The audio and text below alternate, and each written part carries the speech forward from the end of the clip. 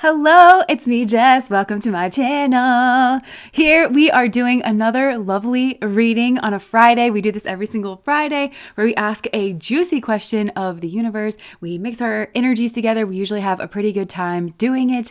And today we have a juicy question as to why are they not texting you back, or why are they not texting you? It obviously doesn't have to be like SMS texting on the phone, but this could be, why didn't they respond to your message, or, something here like that. So if you're ready to peel back the layers, peel open the veil, let's go ahead and do that. So today we do have an anchor card, which I will put up here for you. It is the mirror. So I do feel like we read the cards together, and I like for you to get a good look at everything yourself, because you might connect with certain messages, and this might pop up in your mind as we move through the reading. So that is the anchor card. It's not one of the piles. It's not one of the choices, but here are the choices. So we've got pile number 1, which is the Apocolypse, pile number 2, which is Thanatos, and pile number 3, which is the Bardo. So if you haven't already picked your pile, selected your card, now is a good time to do that, whatever your process is. And we just like to use this moment to have a moment of silence where we just turn our focus inwards. We allow our breathing to do whatever it does, and we turn the gaze inwards, and we just allow everything to kind of settle around us, so we connect to that calm, grounded space within that is always observing everything, not in a creepy way.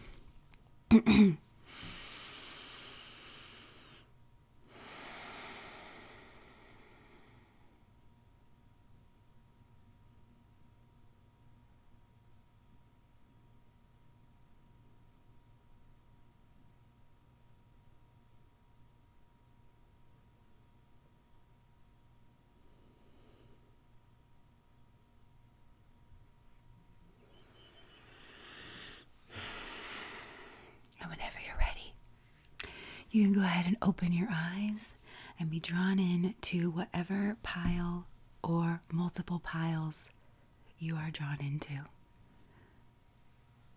I can see Luna, but I can only see the top of her head. She's like looking right at me, but I can't see her eyes. So I think she's just staring at the back of that chair. But she's looking at you very lovingly. Oh, she is? Okay, good.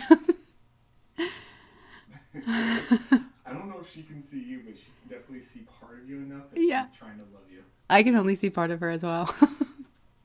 Okay. I am observed.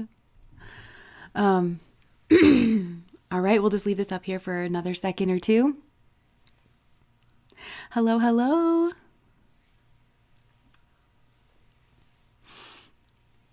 I love that we've started to say hi, George, now as well. Okay, so if you need another minute or two with this so you can choose your pile, go ahead and pause this here, but we're going to go ahead and move into pile number 1, Apocolypsis. Okay, so let us see here. Get this. All right, so Spirit, back up here. Okay, Spirit, why is this person not texting them back? Well, I like to build a little context first. So actually, let's just see, who is this person, Spirit? Who is this person that's not texting you back? Who are we tapped into here, Spirit? Who is not texting pile number 1 back? We got the 5 of Pentacles. We got the Tower card. We've got the 4 of Wands at the bottom of the deck. So it's safe to say that something here happened. It could have been something here to do with money. Something just extremely disruptive occurred. And I think this relationship was destroyed in the process. Yeah, and their way of maybe, I feel like, okay, so this is it's complicated, but it's not, in the sense that I feel like this person who is not texting you back, well, it's hard to say which side of the equation that you're on, but I feel like something here happened. And sometimes for me, the 5 of Pentacles can be something that was lacking, but not necessarily in terms of money. It could be lacking like in a moral sense, or, maybe somebody wasn't putting in like enough effort. So for somebody here, whatever this was, it led to the ending of a relationship. And maybe that wasn't really communicated, but this person just kind of like walked away. So let me see what this 5 of Pentacles energy is, because that's probably the thing that you're actually wondering about in this scenario, because I think that something's over. I think that this has been like very sudden. Okay, and it could be that somebody here is kind of observing this. Maybe they've observed that this has to do with observation. And it's on both sides. I actually wonder if this was kind of a mutual walking away because I feel like there was something that told you to walk away from this person. There was something that told them to walk away. But for one person, I feel like they observed something lacking in another person that didn't sit right with them. It could have been that they needed some type of support and this person like wasn't there, or there was some type of lack in effort, in morals, in maybe money. And somebody here kind of observed that, and that was maybe like very shocking for them. And so they were like, okay, that's kind of a deal breaker for me. And I feel like maybe they just walked away. For another person here, I feel like they were observing somebody here retreat away, or maybe like go ask for help for other people because of something that happened here, like seek out some type of like support. And so they knew that it was over because of what they were observing. And so that's why they weren't communicating, and they just kind of like pulled back. But I feel like it was sort of mutual because something here happened. So what was this Five of Pentacles? What was this Five of Pentacles? The Ten of Swords. Something is definitely over here. Look, the Moon card. Okay, so what's crazy is I feel like whoever did this like messed up thing, there's so many things this could be. It could have to do with money. It could have to do with friends. It could have to do with like a betrayal, some type of backstabbing nature. I definitely feel like somebody was giving an impression of one thing, and it turned out whatever the impression that they were giving, they couldn't live up to it. So whether they were like pretending to have, a lot of money, or they're pretending to have like the same values or the same worldview as somebody else. Like they were presenting something here, they couldn't live up to it. And so it was seen as just really the end. But whoever was doing that, they actually do feel like shame. They know that they put forward some type of an illusion. They're probably aware that they had some type of like low self-esteem that was mixed into this. Not that that's an excuse to kind of set somebody up for this like big drop, because that's the way that I feel. They wanted, this is so weird because I feel like they put forward some illusion because it's like they wanted some type of victory here. It's almost like they could have lied to themselves. They could have told themselves that all they needed was a shot. And if you saw the real them, then they wouldn't be able to ever pull themselves up. So it's like, okay, well, I need a shot at this. So I'm going to just like lie and put like forward a presentation, and then I'm going to kind of get my act together, sort of a thing. I feel like that's what somebody was telling themselves on the inside. But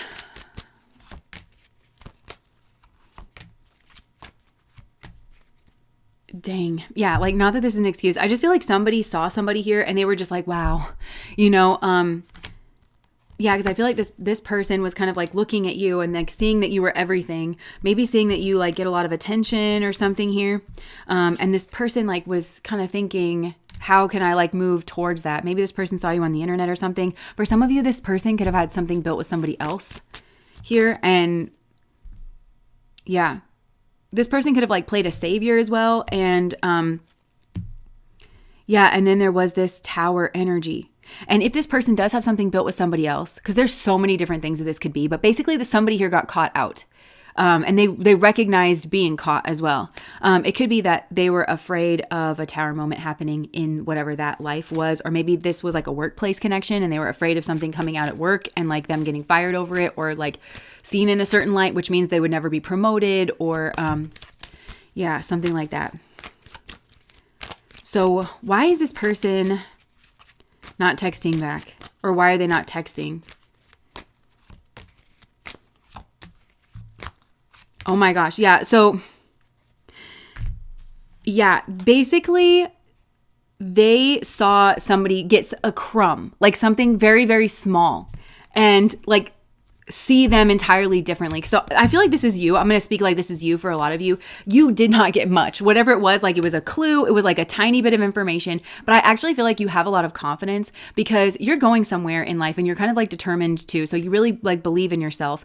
This is just a side note. I feel like some of you like dress very well, or like you're very like well put together, and you're kind of like taken seriously, even if you are like young in the game or you're younger than this person or something. And so they watched you see things entirely differently. And in this moment where you're kind of piecing it together, I think that you might have pulled back your energy a bit. And that's when, and they also started seeing things differently. They started seeing you as very strong, very independent. This was, somebody here was like they were breadcrumbing. They were not putting their full effort in, but they were trying to disguise that in some way. So what would this person say?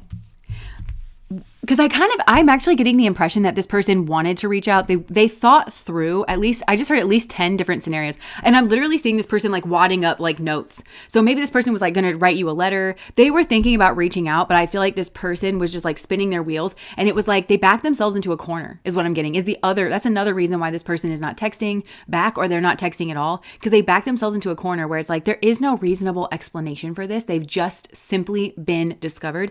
They have simply been found out. And I feel like if they're going to speak to you, they're going to have to speak to you about this Five of Pentacles energy. They're going to have to explain like where the money went. They're going to have to explain, why they behaved in such a manner. Like they're going to have to explain. And this person, they're still trying to put forward this like illusory energy. But what would this person say? Because I'm getting that it's probably a lot of things. Because again, now I'm not seeing them crumpling it up. I'm seeing them crossing it out. I'm seeing them like erasing it. I'm seeing like their papers just filled with like the smudges of like, erasing things. But what would this person say? I just heard snooping around. This person wants information on you. They would try to say something. They're thinking about how to say something to kind of extract information on you. Okay, so they would want to say something kind of unrelated, but something that would have them extract information on you so that they could take your temperature, so that they kind of knew what it is that you know or think you know, or like have kind of pieced together. They would want to figure that out so that they knew whether to keep texting. They want to keep texting, okay? But like, what would this person say in a text message? It would kind of all depend on what they were kind of able to find out about you. But what would this person say in a text message? What do they want to say? Besides all their like dancing around, like what does this person, what's the truth? Like what would this person want to say? Wish fulfillment and the Seven of Swords. It was this person's like wish fulfillment to be sneaking around. And the Seven of Swords is like, this is weird, okay? Because it is an Aquarius energy. It's moon in Aquarius. But so to me, that conjures like, some like online activity or something, a friend, like broad friend group in the network. But I'm kind of getting like, there's this weird masochistic thing, like with this person where they like to do something that they're like ashamed of and then like kind of like feel like they're getting away with it or like moving away from it. This is somebody who kind of likes to have secrets. Trophies is what I'm getting. They like to kind of have trophies. Look, this just like flipped over. But so there's something about the situation, and I'm kind of inclined to believe this person, but also they're slippery fish. So even though I kind of am getting the sense that they're somewhat telling the truth here, I still wouldn't believe them, and I would still behave and maneuver accordingly. But I think there's something about the situation where they didn't get what they wanted, actually. Like they didn't actually get a wish fulfillment here. Tell me about that.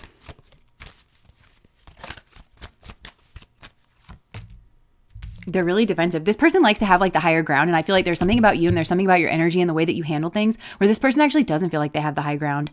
But they can only feel like they have the high ground if they hide a bunch of stuff. If they hide the specifics, if they hide the details. I think this person likes to elicit emotions in people and they like to come across.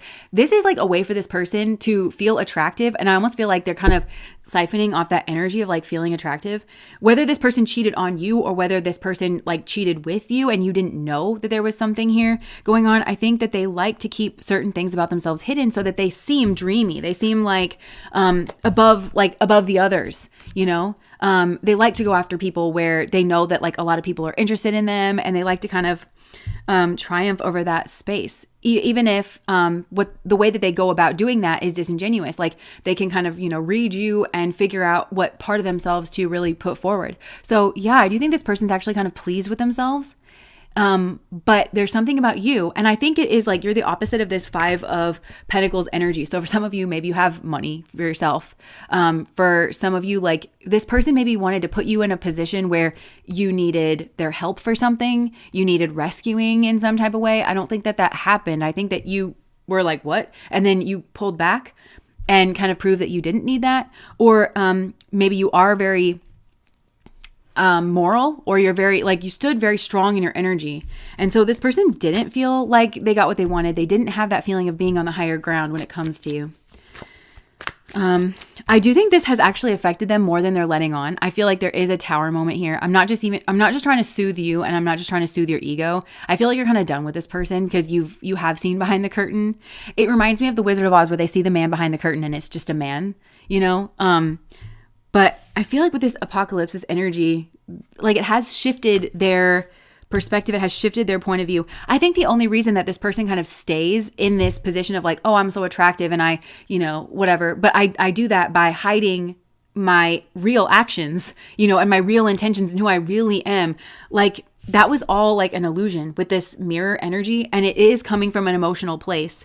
And I think something about this just like it blew it wide open. And this person's like, I'm sort of like, I'm getting all these negative emotions that they've built this pattern up to cover up those other emotions. This is emotions like insecurity, like I don't really feel the best all the time. So that's why I have to maneuver around and like triumph over other people, feel like I'm taking something away from other people, or that I can get what I want in the world. It's like this was all built on very soft, squishy, like I just saw somebody like building a foundation in this really squishy, boggy kind of mud. It's like that. And it started to kind of rot away at the bottom. So I feel like this person's foundation has actually been like rotting away for a while, but there's something about this situation where the tower actually flipped on this person. That's what I'm getting. That's also another reason why this person is not texting and why they're not texting back, is because the tower energy that they usually perpetrate towards other people was flipped on its head, and it was like actually placed upon them in some type of way when it comes to you and when it comes to this situation. Okay, Spirit, tell me more. Tell me more.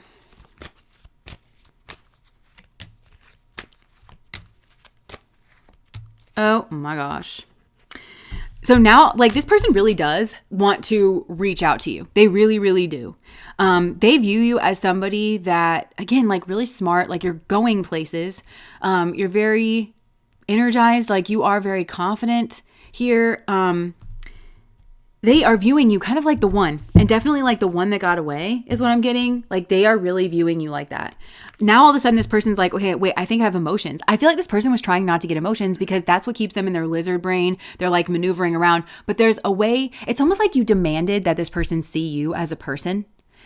Because this person likes to take trophies, right? So what I mean by that is, and oh man, I wish I could remember where I heard this from, but it was somebody, they were so eloquently speaking on like feminism, but it was like something about women's culture and where we're supposed to be all of these like certain things, and it kind of erodes your identity. So you're always kind of held up to this like rubric. But the most powerful thing that a woman can be is like her first name, and everything that I do is my first name.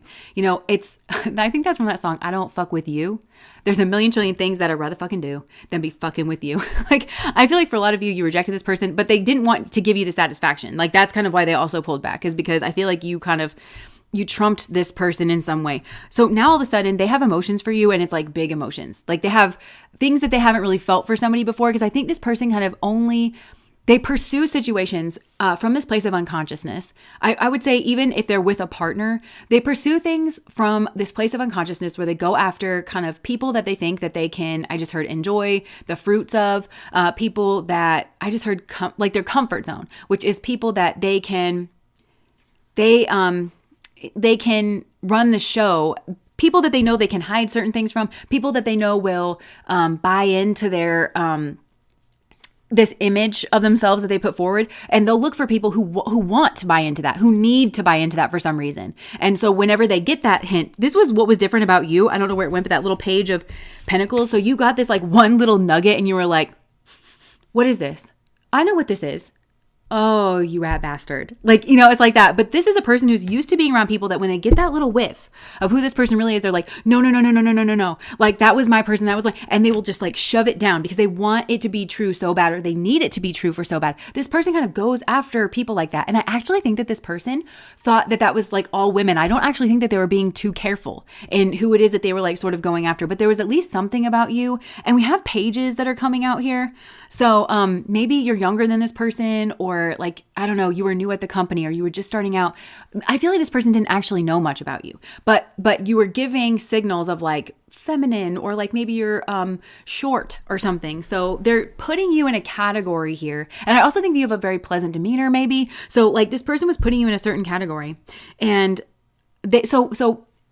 you busted it wide open. And actually it was kind of this person's dream come true. And I think weirdly Spirit was showing this person what their dream come true was, that they wanted, like, there's some part of them, and I feel like it's their shadow. I feel like that almost craves like maybe being dominated by a woman, but I feel like especially like mentally, like somebody who can just be like, no. But you have all the other things that this person likes of, I think like physically and in your mannerisms and stuff, but I think there was something else behind it, and where you kind of figured them out. And so basically I think what this person felt for you is respect. And they're not used to respecting their partners. That sounds terrible. That's not me doing it. That's this person doing it. I think they're not used to respecting their partners. Not because there's not anything to respect about their partners either. It's just because they spend all their time and their energy trying to dupe their partners and putting forward this like false image that they get somebody to kind of fall for. This is like their whole repertoire that they kind of do in the realm of dating in particular. But it wouldn't surprise me if this person's doing this professionally or, you know, in any other kind of way, because this is something I think they found that works for them. And you just busted that wide open. You busted that wide open and you're like, if it's not real, if it's not true, I don't want it. So I'm not going to lie to myself. I think that you had your own back in this situation. And I think that weirdly is maybe a gripe that this person has with some of their partners, the people that they've been around, is like, well, they're so easily led, or they never have my back on anything. And it's like, you are intentionally binding that person to where they just agree with everything that you say. Or, you know, so why would, if they're doing that with you, why wouldn't they do that with, you know, other people? They're just kind of very deferential, or like, you know, maybe this person has their partners gaslit to all hell, you know, where they're like, well, yeah, I mean, I did see you texting that girl, but, you know, I'm sure that you didn't like mean it. You probably did just bring her soup. Like, you know, it's that kind of things where it's like, I don't know, like your little like ears, your antennas went up and you trusted yourself rather than trusting this person. So I feel like weirdly, this has been this apocalypsis moment for this person where they started to see themselves differently. I think they started to see themselves as like chum, like a loser. Like this is loser behavior. You know, this is, I think like it kind of did unleash the insecurity. They felt exposed is what they felt. They felt like their mask had dropped in this moment, and they felt like you had such internal strength, and it was over this crumb, like whatever this was, you identified the one crumb in the room, and, this person's just not used to dealing with that. And so they know that you're like very, very strong.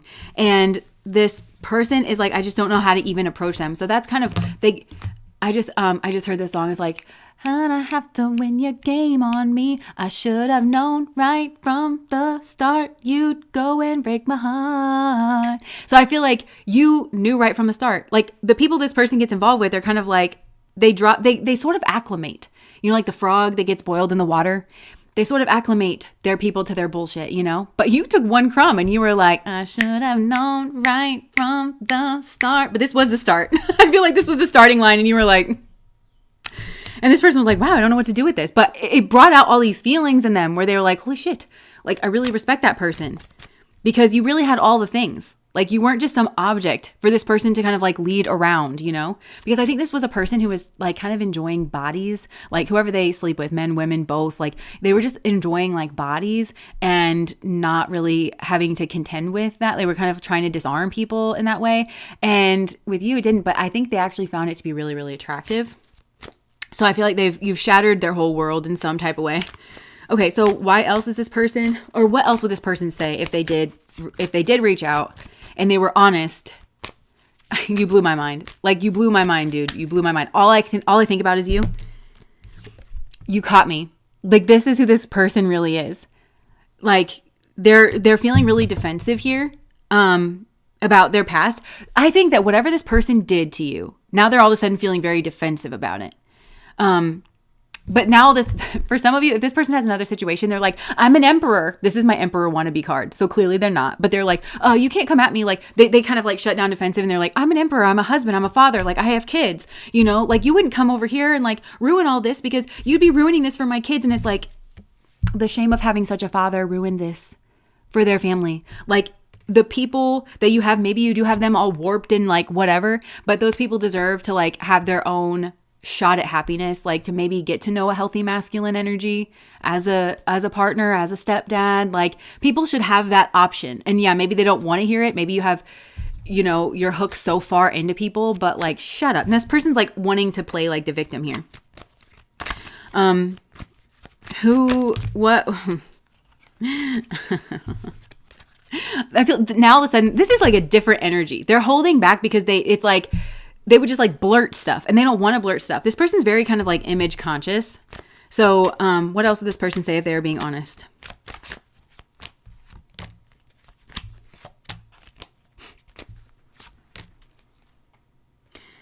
Yeah, I think this person would be honest about like their behaviors and stuff. If they because this is somebody who's very wily, okay? So I'm trying to get around like their wily nature because this person's going to give you the runaround. But I'm just saying like they finally like just accepted this. And also like you are kind of holding the cards here for a lot of you. You are the one, like you could strike a match and you could, Camelot could go up in flames. You feel me? And yeah, this person is just going to, I think probably say something like that. Like they would try to appeal to like your better natures, like, well, you don't want to ruin. And I just want to remind you that you're not the one ruining it. Okay. Karma means action for a reason. And this person's actions have led them to this moment. It's not up to you to protect somebody from the truth. I also just heard a quote recently that said, the truth cannot be told. It can only be realized. And I think that you are like, you can tell somebody the truth here, but they might really not want to see it. For some of you, if you reached out to like the wife or whatever, she might tell you she's known for a long time, but maybe she's just, you know, trying to keep her kids. For some of you, it might surprise you. Okay, anything else? I'm kind of bored of this person. This person would talk about their temptations. They would say that they're ashamed. They would say that they feel responsible. But I think for some of you, you have this person blocked. They feel like they cannot reach out to you. They want to. This person is actually feeling like something akin to heartbreak here, which is kind of weird. I don't think this person has usually felt that. So they are feeling that. And yeah, they're feeling emotions. They also feel like they can't trust their emotions. They kind of feel like this person projecting. They kind of feel like you're the devil. And what I mean by that is like, because this person's projecting all over you because they never had emotions for anybody before. And they're like, what voodoo, witchcraft, magic? And really the only thing that you did was like, what is this? And then like, all of a sudden you like, this is the person that's like, burn the witch, you know, because you act differently. And it's very attractive. Ooh, I just saw that guy from The Hunchback of Notre Dame, you know, the priest guy that was really creepy, started lusting after Esmeralda and then blamed her, like could not admit that like the lust is coming from inside of him and was like blaming her kind of a thing. Like that's the kind of energy coming off this person because they've never done any work on they've never like actually explored their emotions.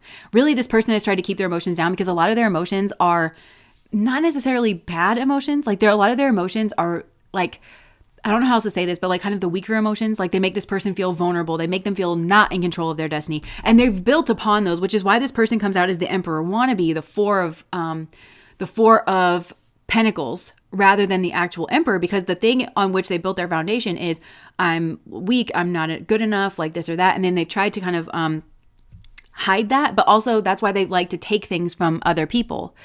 And I'm not even talking about third party situations. I just mean that's why they hide and they're like, I convinced you that I was like the perfect person and you like me. You're invested in me. You want to be with me. And then I feel in control, like where I get to pull the rug or I'm in control of everybody. That's the way this person operates. It's all to cover up like their insecurity here. But this person is, they don't know what to do because they feel like there's no option to kind of like get back to you and express their emotions. But then they also kind of feel like that's probably for the best because that one's a witch anyways. Like, I don't mean like, you know, an actual witch. I mean like what kind of voodoo, like what is this? This doesn't make any sense. It's like it's like they love, hate you. They kind of like, it's this weird shadowy kind of thing. Yeah, because this is the way that they see you. I think this person would try to appeal to your heart, but they're like, you would be blocked off from the heart. I think this is a type of person that would associate all of that with femininity. Like, oh, well, you're not feminine enough because you don't buy this person's bullshit. Because this person defines femininity as like less than. Like you're not as smart. You don't stand up for yourself. Like I get to push you around and that's feminine. And if anybody can stand up to that or withstand that, that's not feminine energy. You know, so there must be something wrong with you and there must be something wrong with like your femininity. Like this person sort of has that, but look, this is this guy's shadow down here. Like he's like firmly in his shadow and he's never been there before consciously. He acts from that place literally every moment of every day, but he's just kind of like looking around and is like, I don't know what to do. Like, I don't know what to, what is all of this? And I think for a lot of you, this is shattered like some type of traditional, definitely image, because I think this is going to sound crazy, but I think for a lot of you, this person was like, they were in their Hierophant, you know, they were like, so for some of you, this is, I'm married. I am the emperor. I have like a family of kids. So therefore I am all of these traits, even though they're not, because they have like a whole other like double life, because they believe that that's who they are so strongly. That's like their conscious self. And maybe they do have certain traits of that. It's just clearly not ubiquitous. They have other traits too that are in conflict with that they do indulge in. Like that's their kind of shadowy energy here. but because they can't admit that, it's like a whole blind spot to this person, but you have plunged this person into that blind spot of, wait a second, like, what is this? Like, and they're kind of having to grapple with maybe their bad behaviors. For some of you, I feel like maybe this person is like, it's just kind of reminding me of like the politicians of our time that like might be bi or gay, but then like, so they indulge in those things, but then they also take rights away from those people and they demonize those people. But they're like, no, because I'm like this, you know, I am the pillar of the Christian church and I follow those teachings, and it's like, but not really. And so it's like, it's weird, but it's like this whole blind spot for them. But I feel like something here is like, you know, really broken through that. And for some of you where there is some type of religious tradition here, whatever the religion is, whatever like is the dogma that they were kind of like born into, they've also, something here is like churning about that. Like they're, I think, starting to deconstruct, not but necessarily consciously. I don't think they have a choice. I think they're like, well, wait a second, like, you know, I did this or that. And it's because the game didn't work on you. So the mirror is still like intact.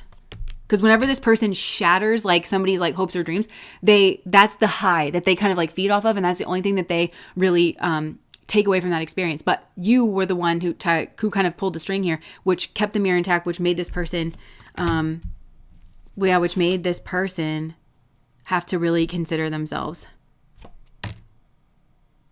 Yeah, this has like kind of started this person on their journey where the conscious and the unconscious are kind of swirling there together.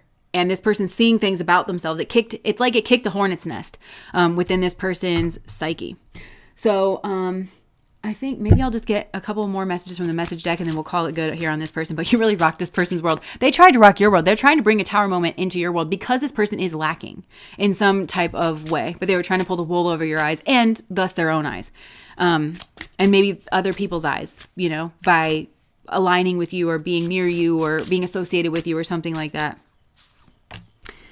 Finding out the truth crushed me, but I feel like this is finding out the truth about themselves. Also, I feel like for you, finding out the truth was a tower moment for you as well. Look, I love you. Yeah, and this person's like, wait a second, I love you. I don't want to use you. I don't want to like actually hurt you. I'm not feeling a wish fulfillment about that. I actually want to make amends here in this situation. I don't want you to think that I'm a piece of shit. I want you to think that I'm God's gift.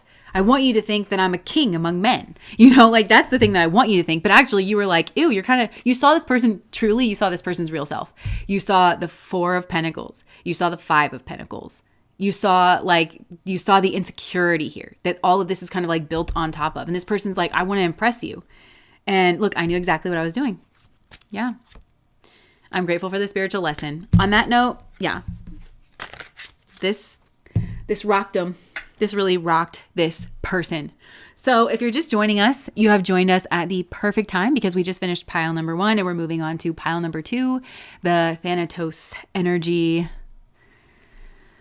I got my heart broken and started doing money manifestations. I'm calling in money, honey. Hey. Spot on. He is into politics. Interesting. Also, politics is just a good metaphor for somebody like that, even if they're not literally into politics, because that's what they're doing is like they're still playing politics within their family, within their community. They kind of run their life like a politician sort of thing. Most people who claim to be apolitical, either in real like political life or in their personal life, are actually extremely political. They just don't see their actions as political because they're in denial about the consequences that those actions actually have, and they don't want to actually have to reckon with the contradictions therein. I sincerely hope you could hear that. That was bars. Alex was just dropping straight knowledge bombs over there. Bye, Felicia. Okay, so will compassion. Just another person on their human journey, I guess. This is a cesspool, the place in which we live. I'm joking. That's just how I cope. It's because I'm like, oh my gosh, it's everywhere, isn't it? And it's within me. And it's like, you know. Okay. Little humor here. All right. Oh, it's too low, the volume. Alex, he's really far away from the microphone. Yeah, sorry.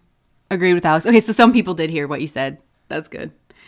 Okay, so well, I guess I'll leave this up here for another second. But let us move to pile number 2. Why aren't they texting you back? Or why aren't they texting you? Let's see. What should we get? Let's see.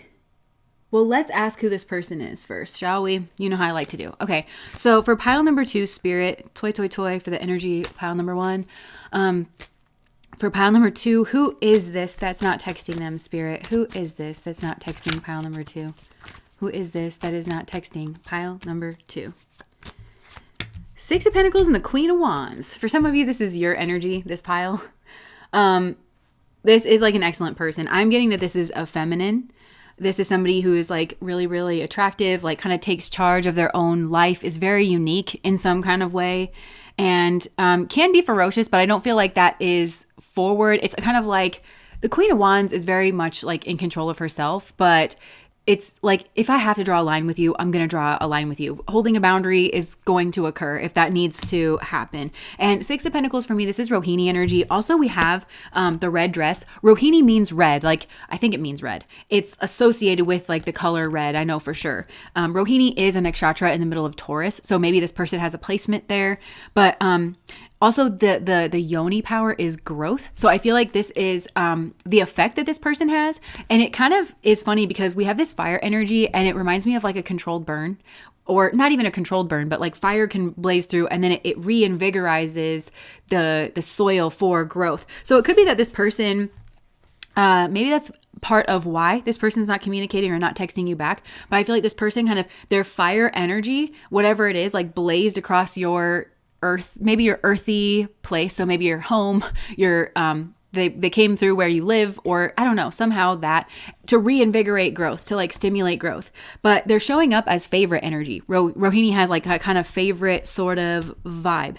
And I feel like this person's also like a giver. There's something that's very giving about their energy, but they do have the ability to set boundaries. So, and I am kind of getting this is something this person has been working on, or it's something that this person has worked on. They seem to have it like somewhat, within their grasp and under control, but I feel like this is something this person's had to work on in order to give, but not like give till it hurts, and not give from a place that doesn't really suit them, because this is a person who does have a certain level of like individuality, but it's like they have agency. Like this person has some type of agency.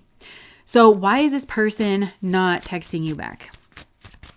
Why is this person, or why are they not texting you? I keep saying texting you back for this pile. So maybe you've texted this person and they haven't texted you back. Why is this person not texting you? I think for a lot of you, I sort of maybe have already answered your question here. But why are they not texting you? The Devil and the King of Swords and the Two of Wands. Yeah, I feel like this person's just drawing a line here with this King of Swords. They are maybe pointing to like a rule book here. So for some of you there's definitely a devil energy. Now, if it's not in you, it's maybe around you. I think for others of you, this person's in some type of place of giving. So it doesn't even necessarily have to be like a big devil energy. There's definitely those people here, but I want to put them to the side for a second. It doesn't have to be a big devil energy. This is somebody who has to manage their energy. They have to manage their time. They have to manage their energy levels. Like I said, this is a giver, but this person can't just be out here giving. They have to choose very intentionally, like what it is that they are giving. They have to choose. And I feel like this person has options. And so they're just managing their energy for some of you. For others of you, like this person might well be like a boss or something. So it could be that you texted them socially or something, and this person's I'm not, again, it's not like a mean energy or something. It's just like, I don't do that. This is definitely a person who like has a code of conduct, and they very much abide by that code of conduct. But there's also like an energy code of conduct of like, they check in with themselves, like whether something feels okay and appropriate for them energetically. If it doesn't, then they'll just hold a line here. I think this person sort of like expects for people to misunderstand them almost too. Like if they're just very matter of fact in their energy. They just expect for people to think that they're being mean or something, or that they're being not feminine or something. Like, so if that's kind of reminding me of like pile number 1, where it was like, oh yeah, there must be something wrong with you. You're not feminine. Like this person's like, I'm used to getting that, but I know who I am. I know that I am feminine, or I definitely have a feminine side, but it's not appropriate for everything. Sometimes I have to tap into my masculine side. This person I think is actually very well balanced. They're good with both sides, but there's definitely another situation here that involves this devil energy. And it's like there's either a devil energy in you, where it's something here is like really not aligning with this person's code of conduct here. It's either you or it's somebody that's like next to you, or it's somebody that you're associated with or that you work on behalf of, or something here like that. It's like this person has maybe spotted some level of a devil energy here. So tell me more about that, because I feel like that's probably the situation that we're more or less unpacking here. So tell me more about this situation here.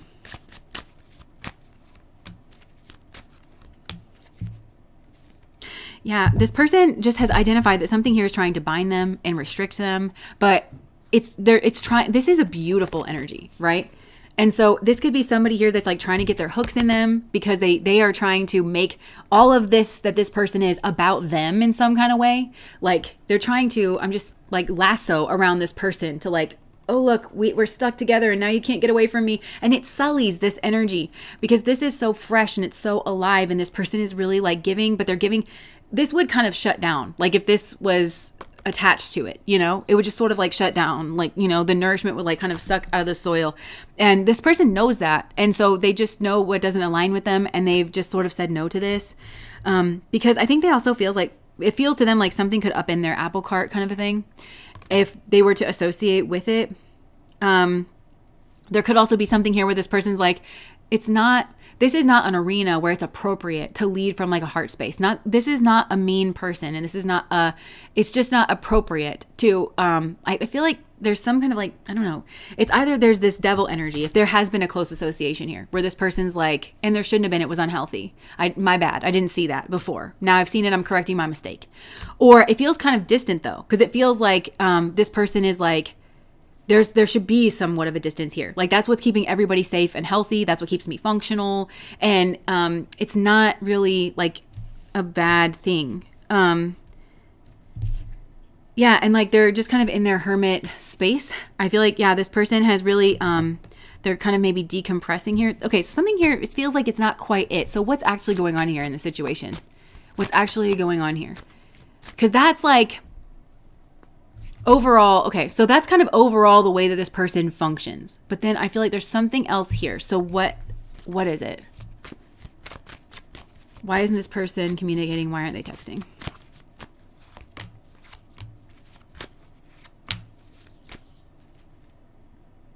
Three of Cups. Okay,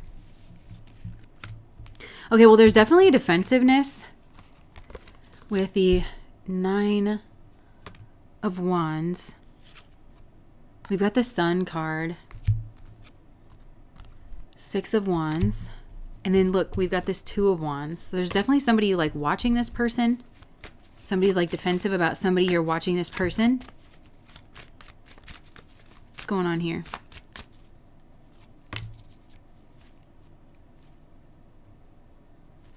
I feel like this person got away. I feel like this person got away from something here. And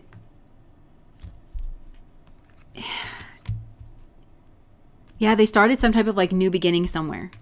They got away. And then I feel like somebody here has like somehow seen them or like seen what they've been up to since they left or they got away. And this person is feeling defensive and they're feeling protective because whoever this is aligns with a place in them that they had to overcome in order to become this. They had to overcome that place. So it's like somebody here was very controlling of them. That's that devil energy. Okay, it was like somebody here like placed themselves as an authority over this person. And this person felt controlled by it. Like they didn't feel like I respect you and I look to you as an authority. No, they felt like somebody here like took authority over them.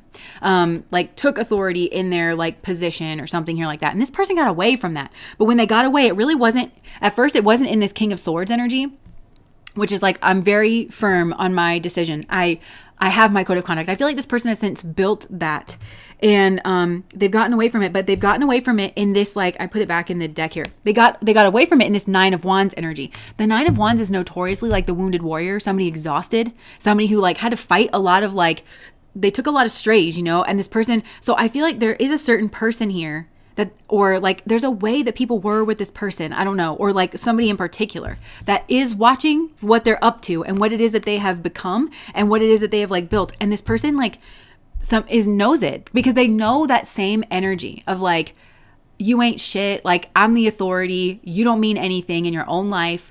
I I place myself over you. I place myself over you. I place myself over you. You know, it's like that kind of energy. And this person, like they kept taking these kind of like hits, and every single time with something that was being said or something, this person would kind of be like, I know that that's not true. Like, how can I like kind of like deconstruct that or work through that, you know, in some type of way. And I think for a long time, this person knew that like this person is full of shit and like they're just sort of like domineering and like, I don't know, like in some type of way. And they knew that, but they were like stuck still. They were like, okay, well, still there's nothing that I can do about it. Like, how do I have to like get free from this? Not just away physically, but mentally away from this. Yeah. And so I feel like spirit helped this person out. There could have been some type of like accident that happened here or whatever, but it allowed this person to kind of break free. And this person has been nurturing something from the inside out. So you might see this person as like very strong. And again, like this favorite energy, they're kind of like giving from their own cup. And this is who this person always had the potential to be, because I feel like whatever this energy was in the past, it's still like a really bad egg kind of energy. Just, what is this energy, spirit? Like, where is this coming from? Look, 6 of Cups. Yeah, look, see how that guy like standing way, way over her, but this is like friendly. It was like under the guise of kind of friendship here. And this person had a higher ground. Like in some way they had a higher ground. But it was like through these certain, somebody here, 6 of Cups is also Sun in Scorpio. So it's like hiding and like disguising like this sort of energy here. This, I want to bind you, like behind friendship. But really it's like an unequal kind of friendship, like where this person kind of felt that like stuck in a certain like role or something.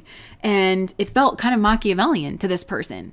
But I think that every time they went to question it, they were like, well, no, like it, I don't think in their own mind they believe this necessarily, but I think that there's somebody here who could easily deflect it and say something like, oh, or we're friends, or like I was just helping, or I was this or that. But this person sort of knows that that's not really the case. I feel like this could have been like very passive aggressive or, you know, something here. And maybe this person who was doing this doesn't really realize that they're doing this. They don't really realize that they're doing this. You know, it could be that.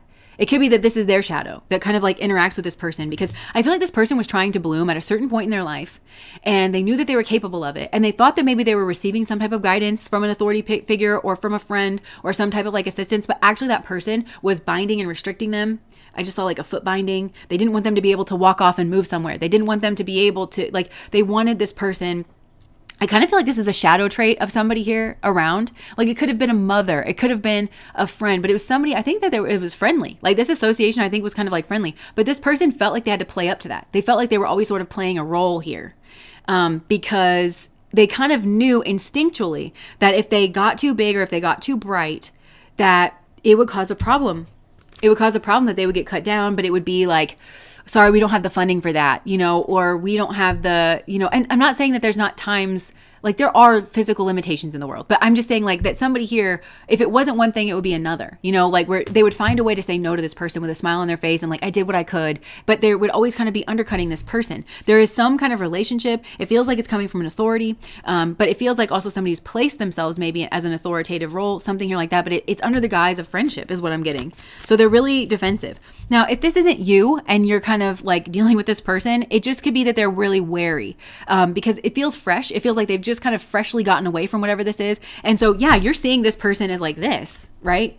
But it's not, they're maybe overly defensive. This is reminding me, for those of you that are on Patreon, we have a Patreon reading that's coming out tomorrow. And I don't remember which pile it was, but in one of the piles, it was something like, Spirit was, because the reading tomorrow is what should you work on next, but it was something like you're learning that you don't necessarily have to be so defensive, but there's like a whole roundabout way that you're learning that. And I feel like that's maybe applies to this person where they haven't really gotten their legs under them yet, where they're learning that they don't have to be defensive and that actually like these are both court cards here. Like they can go toe to toe with this person now. Like it's a no. It's a no from me, dog. But they kind of know that this person has this side to them, even if it's in their shadow, that like wants to cut them down or control them, bind, restrict them, get them into some type of contract. They want to have leverage is what I'm getting. They want to have some type of leverage over this person. They want something that they can point at and be like, oh, well, it's this or that. And it's not really me. That's like restricting you in some type of way. It's this or that other thing that we have to bind. We have to adhere to it. You know, it's not me, girl. It's like, we have to adhere to this, like, you know, kind of a thing.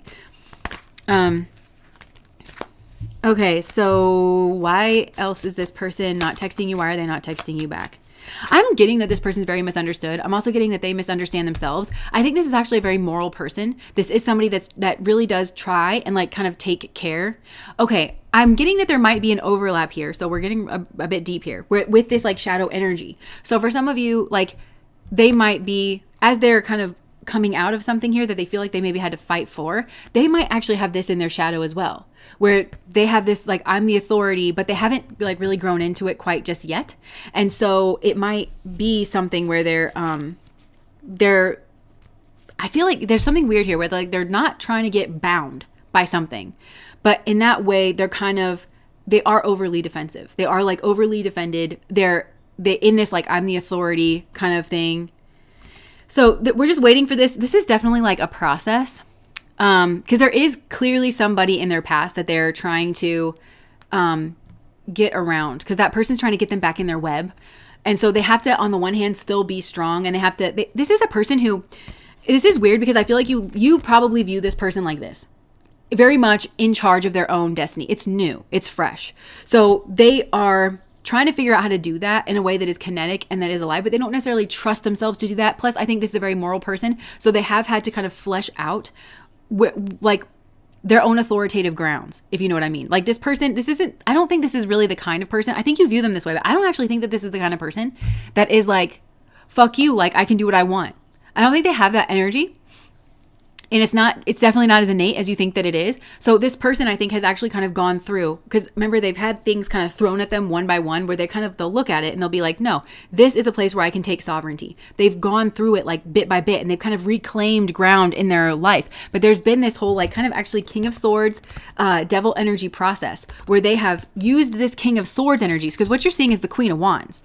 Somebody who's had maybe a fresh beginning. They are actually growing. They're in, they're in charge somehow, but they got there via this King of Swords energy of their own, piece by piece, kind of like, this reminds me of me. I literally used to do this. Like, okay, so you guys know that I struggle a bit with like my relationship with my parents, and that's like an understatement. But I remember when I was like, I was still a kid when I was looking into this, and I was still like extremely Christian, and I would go through the Bible and I would read what the Bible had to say, like word for word about parent relationships with their kids and everything, to try to understand like the full context, to even know if I was allowed to feel the things that I was feeling, and if I was allowed to stand up to what I felt like I wanted to stand up to, or if I was like going against God or some kind of type of like greater code of conduct.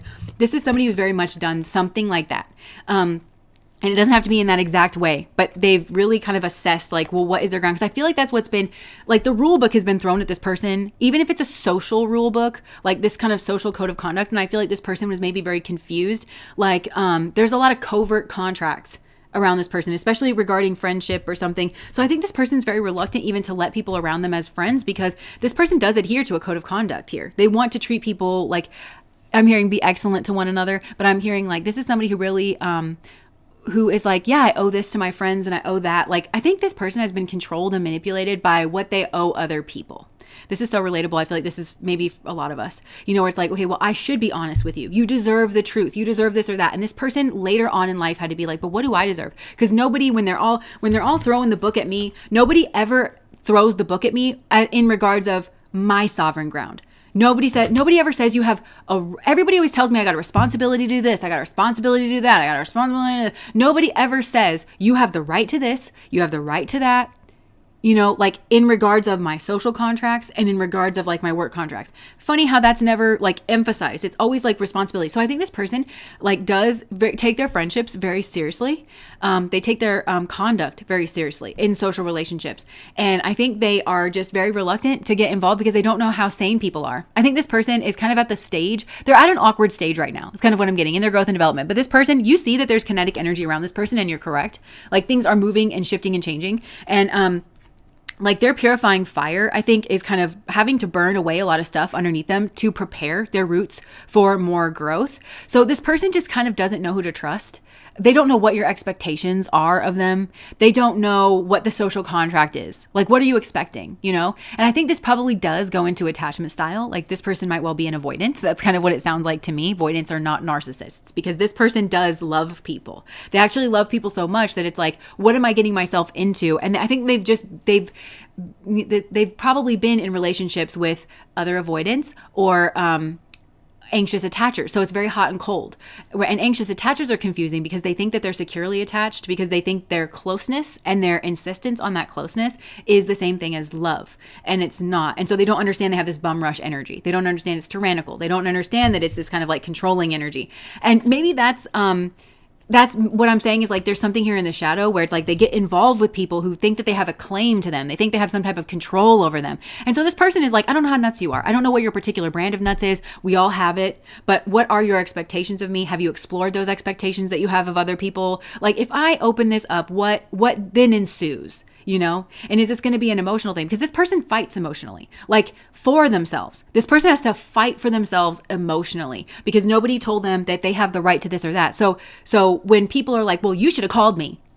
That's what this reading is about. This person's like, should I have? Because I was exhausted from fulfilling all my other responsibilities and obligations. And yeah, I needed like a bit of a moment, but you're not my mom. I don't need to check in with you. This person has had experiences like that with batshit crazy people who are like, to them, that's what they see. There's like, but it was hidden. It was always like hidden.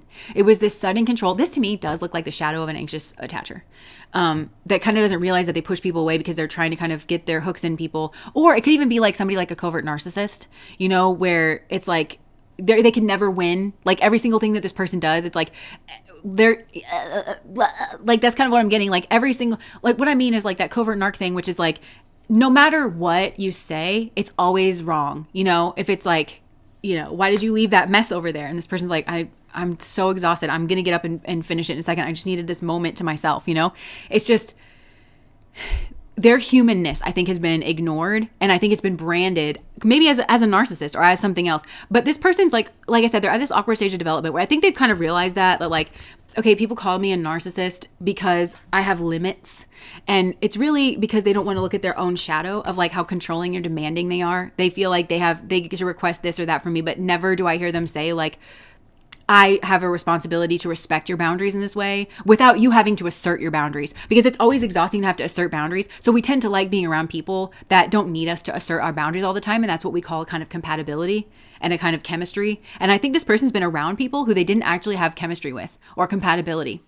Yeah. I don't think this person's even realized that yet. That like, that's kind of what, was going on in their past, is that they just did not have a kind of chemistry, but also in lieu of that lack of compatibility of like, we both just sort of understand each other and we understand what being a human is and like everything outside of that, I feel like there was no respect. Like, I think this is a person whose boundaries and space were not respected. And so this is somebody who really did have to fight for that, but it's on an emotional front actually. And I don't think you see that in this person because you see this kind of Queen of Wands energy, but actually on an emotional front, I think this person is actually very sensitive. They are very giving. They are very loving. They do have strong amounts of empathy. And so they will actually consider, this is something that I think people don't see. This is also the difference between an avoidant and a narcissist, is like an avoidant is avoidant because they want to live up to their expectations. Nobody's ever been there for an avoidant, but an avoidant was expected to be the parent in their relationships. So it's this uneven social contract that they need help kind of steadying out. And their part of doing that work is setting the boundaries and being able to identify who is right for them. They don't have to just hop to and like jump to every single person in their life. They get to have discernment about like the people who are in their life. That's how you kind of work with your own like avoidant issues, is like you can actually say that, because that's also why they retreat. And I'm not saying that's right. It's not right, but it's because they don't feel like they can just say, look, this doesn't really work for me. But yeah, this person has had like these, it's under the guise of friendship. They've had this like kind of controlling behavior, this expectational behavior, and they kind of point to this or that. And this person will believe it because they are actually a soft person. They end up overexhausting themselves, depleting themselves. And this is a person who has a lot to give, or they're really shiny, but they have to be in control of their energy levels and the things that they kind of give. So that's why they're not texting, or they're not texting back. And again, they may have noticed something specifically with you, but also, like I said, for a lot of you, this person's just at this awkward growing stage where they're just kind of like, what am I getting into here? I'm not really, for some of you, this person's really busy with work, like they're at an awkward stage. So maybe things are just like really busy. And this person has this whole emotional like process that you don't realize. I think you just see this person as being very confident, and they are, but it's like, they have to kind of go through the motions still. If they're learning how to ride a bike, you're just seeing this person ride around on the bike, and you don't realize that in their mind, they're like, one petal, two petal. Okay, switch the gears. It looks seamless. I think for what it looks kind of seamless. This person's they're at an awkward phase. They're starting to get the hang of it, but they're still kind of going through that internal process of like negotiating, and I think that if you're somebody from this person's past, then maybe there is something that they did pick up on you or somebody around you or an organization that you guys work for or something here. And this person just is trying to get away from that. Okay. So anything else, any other reason why this person is not, texting you back? Okay. Like another thing is like once this person engages, they don't want to disappoint you for some. Like if this person has to like assert a boundary or something, they don't want to disappoint you. This person has been made to feel responsible for other people's emotions, where it's like, okay, I imagine this might be disappointing if I say I don't have time this week, or if I say, I don't have time in the foreseeable future, or if they just kind of tell you what it is. Like this is a person who's like not trying to reject somebody. I think this person's also, there's something going on with the way that people view this person, and I don't think they see it clearly themselves, where it's like they put them up on a pedestal or something. They become the solution or they become the answer or whatever. And this person, I think they've just had people respond like it's not that you wouldn't, like they've had people respond in a not securely attached way, which a lot of us are not securely attached and we don't respond in that way. But it's really worn on this person where if they have to say like, I'm not able to do that tonight, they'll get the cold silent treatment. They'll get the cold, oh yeah, it's fine, but like they'll get the cold, like unhealthy patterns, where this person is like being made to feel responsible because that person felt whatever kind of way and didn't bring it up to this person. So they feel really responsible for other people's emotions and they don't want to put you in like a certain place. So for some, they're just not texting back because I'm also seeing like the kind of far off gaze in this Queen of Wands, where it's just like, I'm not noticing these things. They're also sort of hoping that you get the message, but this isn't just get the message. This person needs to be seen as a person, and they don't want to connect with people who cannot just look at what they have going on and be like, that's a busy person. That's somebody that I should expect might not text me back. This is a person who's kind of like, that's a bit of a filter for them, where they're like, if you can't really, then you're not seeing them as a person. And then you just want them for whatever you want them for. You're not really viewing them, putting them in the context of their own life. That's another thing that kind of goes on with this person where they're like, they're at this awkward stage, but I think that's part of what this awkward stage is meant to teach them is, are people seeing you? Are people looking at you? Are people considering your needs? Because people haven't, basically that's what this boils down to. It keeps circling back around to people have really not considered this person's needs. I also feel like this person, the people who are not considering this person's needs, they were trying to like shove them into their own agenda. And this person kind of felt like they were supposed to go. I feel like this person, it was something along the lines of, there was subtext of like, you're only a good person if you allow me to move you. And if you do all the things, and this person can never predict what those things were supposed to be. This is so fearful avoidant, because fearful avoidant, right? You got the anxious attachers, their defense mechanism is closeness. That's the thing that always worked. Closeness in their childhood. Dismissive avoidant, the thing that always worked was distance. Fearful avoidant, the thing that works, they grew up in chaos. So they have to, they try to mind read. They try to kind of like jump a couple steps ahead so that they don't get that rug pull, because it was never consistent. Sometimes when mom was off the bottle, she wanted closeness, but other times she wanted distance. And you just sort of you're expected to just like mind read. That's what this person was just expected to know things about people. And then those people were expected to have even the adults in their life, they were just expected to have no agency. I feel like the conversations that this person had with a certain like devil energy in their past, and this is like maybe a strong pattern, is like this person's humanity was just like just stomped out, where it was like, I'm not responsible for my own emotions. I'm not responsible for communicating effectively. I'm not responsible to like really checking and seeing if I'm having a sane reaction or a sane response right now. I'm dumping it all on you. And this person really took that on. And this person was like, okay, so I have to be like a couple steps ahead. I have to anticipate your needs. Your emotions are my problem. Like this person's like, how many balls can I juggle at once? Like in regards of you, just like one person. That's just one relationship. It's too much. And this person doesn't know how to choose safe people. Yeah, they really don't. They don't, because it's like people will approach them in niceness. I think this person is like, I just go for niceness. I go for like people who look cheery or like have a smile. But then like there can be all these like weird expectations. The Rainbow Wavy, thank you so much for the super chat. Yeah, means living my life in manual when others are in automatic looks easy, but it's just because people aren't looking at me. I'm human too. Yeah. Yeah. So, Yeah, and then somebody here is mentioning codependency. I definitely feel like this person has been kind of shoved into codependent dynamics. This is really somebody who's trying to get to the light, though. They're really, really trying to get to interdependence. And I think they realize people give lip service to that, but not a lot of people even know what that means, care to know what that means. If they're benefiting, if they can get this person to bend over backwards into a pretzel for them, why would they analyze their behavior? You know, it's a selfishness. This person's kind of been like up against that. And they like their distance, really. They like to kind of like keep their distance. But this is somebody who has a personality. They maybe have interests. They also have a lot to give. And so they're working I just keep hearing they're at an awkward stage of development. And it's like in terms of their mentality, because there's a lot that was put at this person in their younger years that they're having to kind of like peel away. And a lot of it was horseshit. And it was horseshit that was meant to keep them entrapped. It was meant to keep them feeling responsible for certain other people that never wanted them to outgrow them. They never wanted this person to take their power back and like leave and let them go. And so they put like a bunch of illusions at this person's mind in order to try to control their emotions and to use that emotional system to then control their actions and like keep them stuck and keep them from growing. And like I said, for a lot of these people, I think that was maybe even like their shadow. They didn't realize that they were doing it. They kind of bought their own bullshit around like, oh, I'm so friendly and closeness is the same thing as love. And I'm giving you love. Why are you running away from my love? You know? Okay, so anything else why this person is not texting you back? Or should we, well, let's see. For some of you, this person has no idea. Like, for some of you, like, why are they not texting you? For some of you, this person has no idea that you're watching them. If you, like, I think for some of you, you have to be real. If this person is in your life, you have to really ask, this is about unearthing your own covert contracts. A contract that you have with this person that has not been okayed by them, or like a social contract or something, like a kind of expectation that you're putting on this person that they're unaware of, that you're intentionally hiding. That's what this is sort of about for this particular group here, because this person for some does not know that you are watching them. Because I think that you gave the impression that you were like, okay, steady, balanced, like whenever you moved away from this person.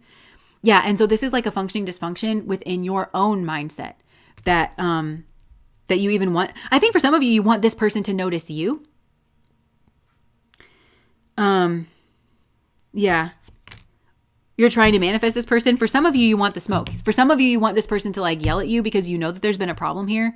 And what's crazy is like, this is the Queen of Wands, but this person doesn't want to yell at you. This person just wants to be their own person, really. If this person's yelling at you, it's because they're trying to buck some type of restriction that you've put on them in some type of way, or you were trying to get your hooks in them in some type of way. Whether that is like sexually or in a work contract or in a social contract. That's the thing that pisses this person off, is being disrespected, like their personal space and their personal sovereignty, and somebody trying to control this. Yeah, it's like trying to control their own personal self-expression, trying to take away their ability to express in a way that is natural, and trying to say like, well, you can't express that way because, you know, that wouldn't be fair on me. And this person's like, fuck you and the horse that you rode in on, because that's not a safe person, you know.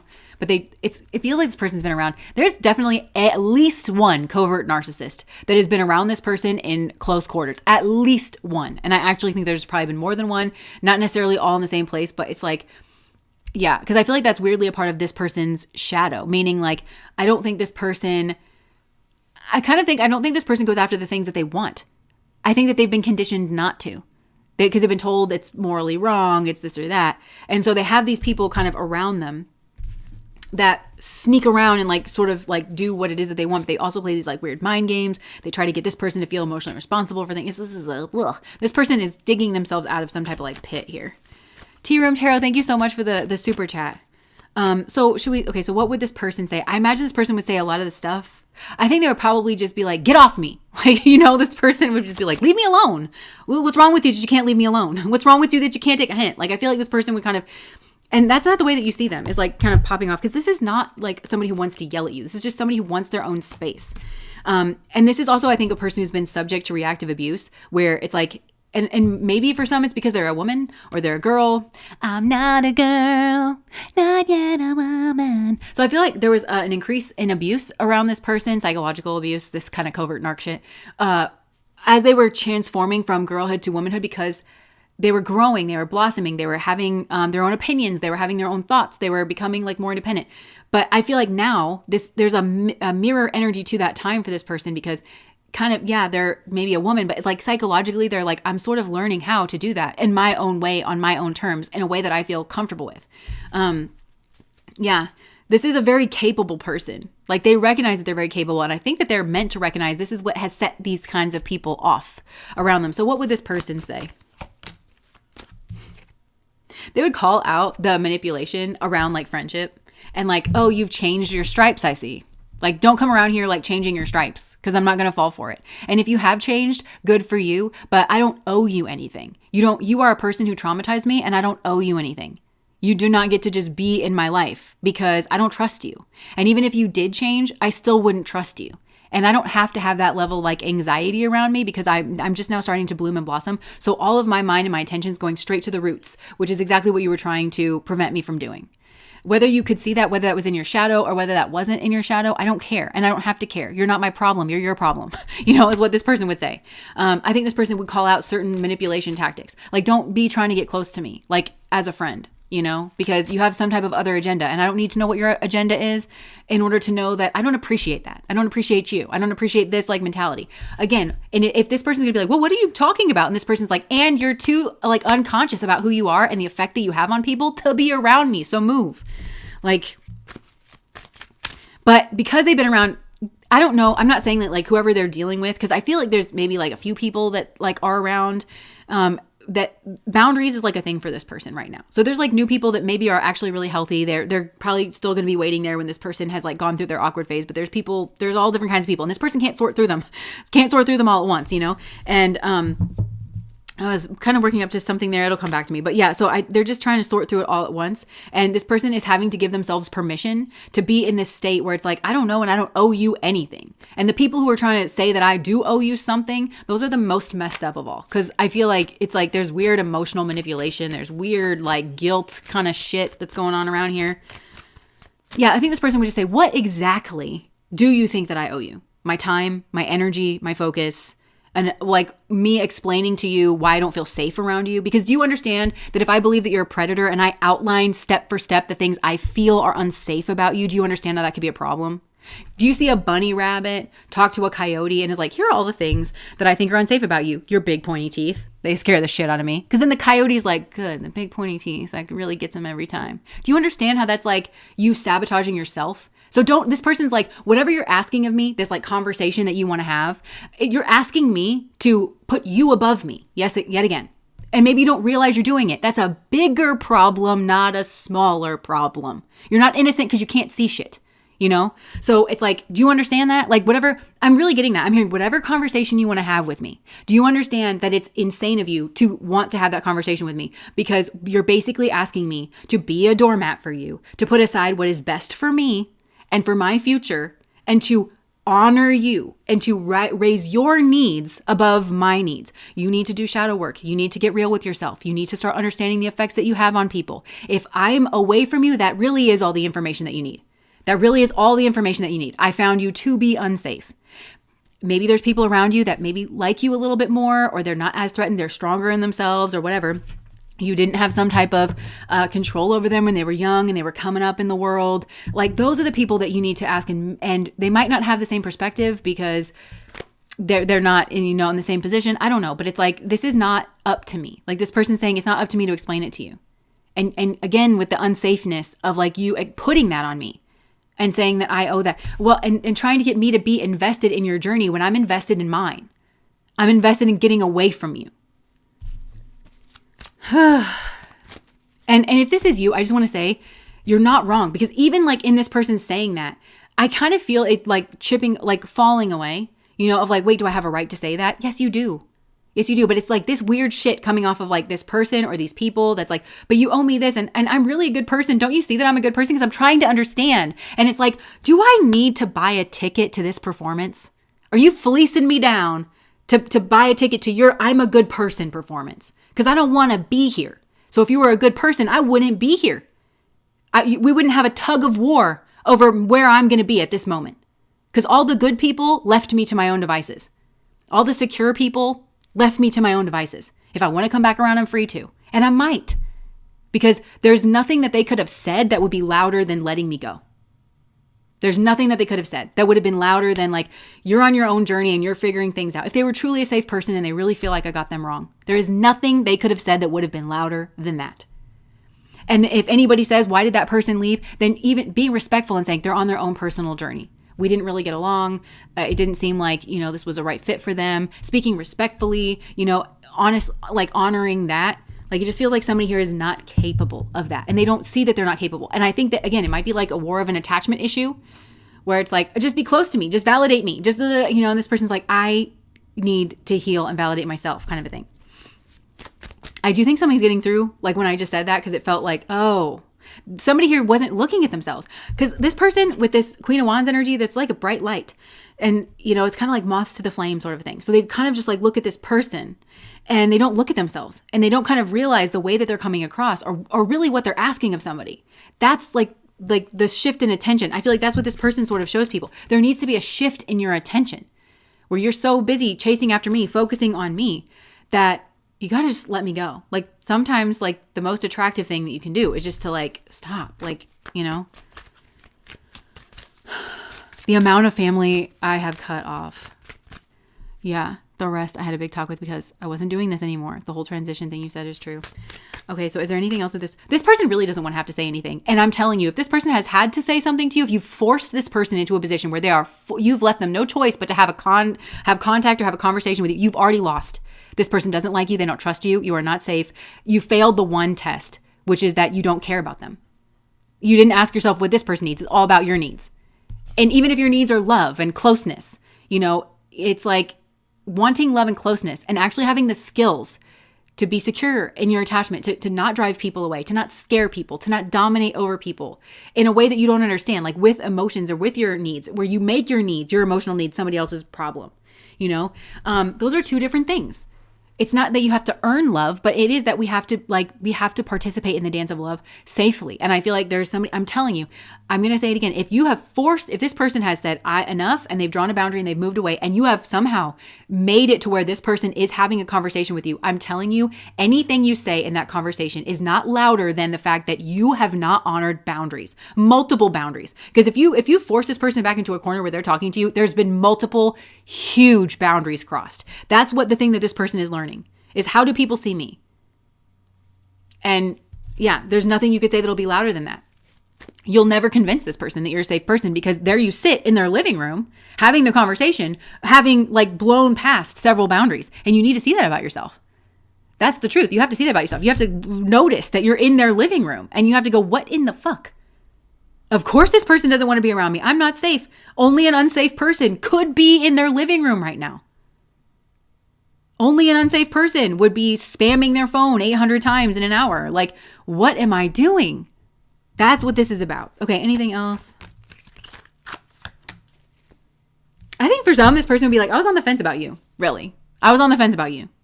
But I'm like, about whether or not you were like manipulative. Like, I was watching you. Like, I was kind of like observing certain things about like your friendship with somebody else or the things that you were kind of saying. I was listening to my intuition here and I'm trying to like overcome something here. Like, and I am going to be successful. This person's like, I am going to be successful. I'm working through a karmic block right now and I am going to be successful. On period.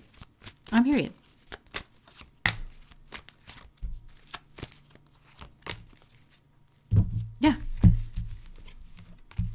This person's going to say like something happened here and it was a betrayal. I was on the fence about it. Like, I wasn't really sure. I was willing to kind of like hear you out, as to like why you did that.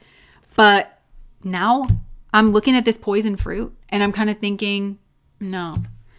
I'm kind of thinking that was the sign. That was the sign that, when somebody shows you who they are, believe them the first time. I'm also realizing like, I don't have to know why you did this. Because this is what you did. That's what you did. I sort of did that on purpose, like where I kind of fuzzed it out. Like they didn't see it clearly in the past. And they were like, well, I wonder what was going on with them. I mean, what could they have been feeling at this moment? Sad? Maybe they were insecure. They were like, look at this. Have this come into full focus. Count all them swords. That's the thing. And they're like, I just realized that I need to get up and go. I just need to be like independent. At a certain point, it just doesn't matter. And it also doesn't matter because it's a ship that you're in charge of, about like how many of like, are you going to keep putting forward like a friendship? Are you going to, so this person's like, and really, like I said, this person's at an awkward stage in their development and they know that. So also you haven't trusted this person to, if they were going to come back around, because some of you maybe are a safe person and maybe you have been giving this person their distance. I'm just saying, like, if you were forcing this person into a conversation, it would not go well, because like the thing is, this person is going through a process, and at the end of the process, they're going to be able to speak more because they're going to understand what they think. So everything being on your terms is a problem, because you're going to ask questions of this person that they don't really have answers for, that they're still kind of working through, and they're going to stand up for themselves. So they might, like, for some of you, they might overstate a boundary. Like maybe, and maybe things could have been resolved if you break them in the middle of their process, where they've come out of because they have to get kind of like overly defensive because they weren't defending themselves at all. And so they have to sort of get used to this like defense style way of being, of like, wait a second, I get to choose who's in my life. And, so they have to get used to that in order to then kind of temper it back down. So yeah, for some of you, they're in the middle of a process. So yeah. And now that we've gone through that, some of you are like, I don't know, I was just kind of curious what was up with this person. So if that's you, then just know that this person is dealing with all the rest of this crap, like with other people. And it would not be a good idea to reach out to this person now, because I don't know, if you left on good terms with this person, then it's probably fine, but like if there was at all any animosity, or you were really associated with somebody that has devil energy, and maybe you're aware of that now, I would just let this person finish their process. I really would. I would let this person finish their process. I would honor their boundaries. And if you do reach out and you're like, hey, I was just thinking about you the other day. I hope that you're doing well. If you'd like to catch up, let me know. And if this person says like, if not, like, if not a big deal, just know I'm thinking of you, something like that. Really, really like no pressure. And, if they don't respond, then they don't respond. Like just allowing them, just showing that you're a person that will allow the people in your life, not just this person. Don't treat this person differently than you've treated other people. Or if you have to treat this person differently, then broaden out that scope to like, am I honoring other people in this like way, but it's just show that you're willing to honor their boundaries, and that you are not trying to hide or sneak or get away with anything, because hiding and sneaking means you're trying to take away their ability to consent to the real you and your real agenda and what you really want. So like, it's just stuff like that here with this person, but I think I'm going to leave that there. So that was an interesting one. That was what we had for pile number 2. You made me run the tape back. Yeah, you made me run the tape back. That in and of itself is a betrayal. Yeah. Okay, so that was pile number 2. I'm just going to put the... did you guys hear that? That was my leg. I'm going to put the choices back up if you're just joining us now. We've already done the first 2 piles. We're moving on to pile number 3, which is the Bardo. And I'm just going to have a little drink.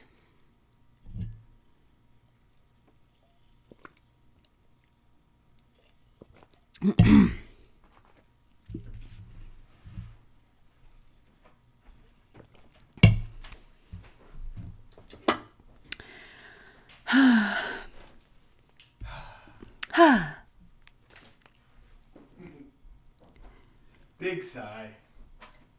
I always pick one pile, but all apply. Nice. 10 of Swords, Asaurus. I'm cracking up.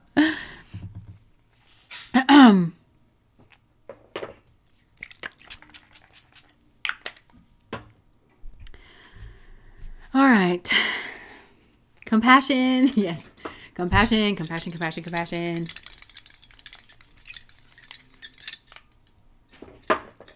Alrighty. Okay. Big break. Yes, I didn't know narcissistic individuals were real, and it blew my mind. I also felt betrayed by God for that, because like, why did you do that? Yo. Yeah. I've been getting really into Jungian stuff again. I circle back around. You guys probably know this about me. I'm at Gemini classic energy, where I kind of flit around, but I kind of like recircle to things. And I've really been like looking at this like shadow work stuff again, where I think for like, if you are dealing with a lot of narcissists, if that's not a thing existed and stuff, you're probably suppressing, not necessarily like you're a narcissist, but the part of you that is like, no, this is what I want. And It's just, it is what I want. Or like going after the thing that you want, because you're probably shocked by, I don't know, this is just me, like kind of doing my own shadow work around this. Like, why does this keep happening to me? You know, but it's like, you're constantly shocked by people going after what it is that they want and the lengths that they'll go to, like, especially that covert kind of quality where it's like this, like hidden, and you're like, oh my gosh, you have 4 wigs in your car. Like, you know, where it's like this, like different, that's the lengths that you'll go to get what you want, and to try to get away with it is nuts to me, because I would never do that. I would feel so heartbroken. I would feel this or that. That's like your conscious self. And it's like, maybe you kind of buried that part of you that's like, well, I'm going to go after what I want. And I'm not saying that you would do the same things, like, well, I want to cheat around, so like, that's what I'm going to do. But it's like, if you wanted to achieve a big goal for yourself, you know, it's like really throwing your full weight around it, you know, and like reintegrating that into our personalities. Anyways, that's just something that I've been kind of thinking about. Okay. So, pile number 3, the Bardo. Okay. So, let us see. Who is this person that isn't texting you? For pile number 3, who is this person that is not texting you? Who is this person that's not texting pile number 3, Spirit? Okay, interesting. We have the 8 of Wands at the bottom of the deck, and then there's this Hanged Man energy, and we've got the 2 of Pentacles. So this is kind of shaping up in a certain way, but I need a little bit more information. So, who is this person that is not communicating with you? They're not. Hold on. For some reason, I'm not really liking the way that the cards are flying out of this deck. Maybe I'll choose a different deck. Okay, like for what it's worth, and I have been watching this guy's video, but like I keep hearing this song and it's like kind of getting louder because I've been like ignoring it, but it's like that guy that's like, I have one daughter. I understand that is she by the same father. You know, that whole thing. So I wonder if there was some type of like message here. Okay, so for some of you, maybe this person said something that they're like, oh my gosh, like I'm so dumb. You know, of course, like, well, there's one daughter, so there's just like only one father. But I think for some of you, if this was like a dating kind of thing, this is just like its own little thing here. But if it was like a dating thing, they might have found out that you had kids or something, and they're not sure that that's something that they want, in terms of a dating situation. But I'm going to leave that to the side here. So, okay, so Spirit, who is this person that's not texting? Who is this person that is not? Ugh. Very independent person. Okay, wait, hold on.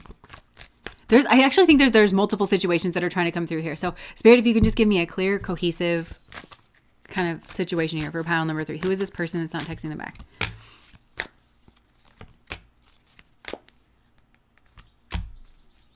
Or that's not texting them? Okay, 5 of Wands. Okay, this is interesting. So we have the Queen of Wands come out again, but this is a very different Queen of Wands than came out here in that second group. We have the 4 of Cups, and we've got the 5 of Pentacles. Kind of similar energy. Oh my gosh, because it was like the 5 of Pentacles came out in pile number 1. The Queen of Wands came out in pile number 2, and then we have this like 4 of Cups energy. I feel like this is somebody who, so maybe somebody here got in the middle. Because somebody here clearly got in the middle. And I don't know who, like if you're asking about this person that got in the middle, or if you're asking about somebody else here. Still not clear. Still not clear.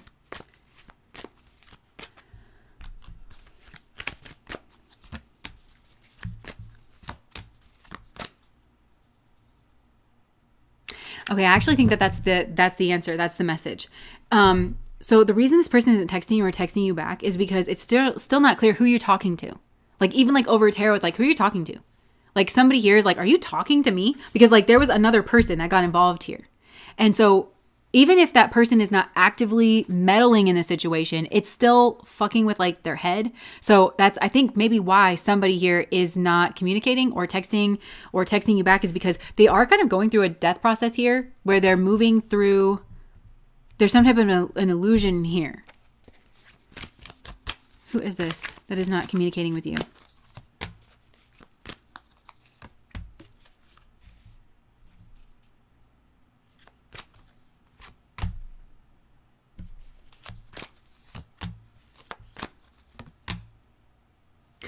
Okay, I feel like this is some type, there's a triangle here. And I think this is like a third party situation. So if this is the person that actually interfered,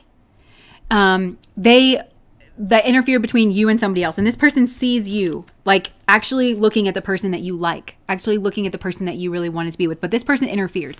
Weirdly, I'm feeling like this person could have had this like apocalypse energy, and which is reminding me of pound number 1.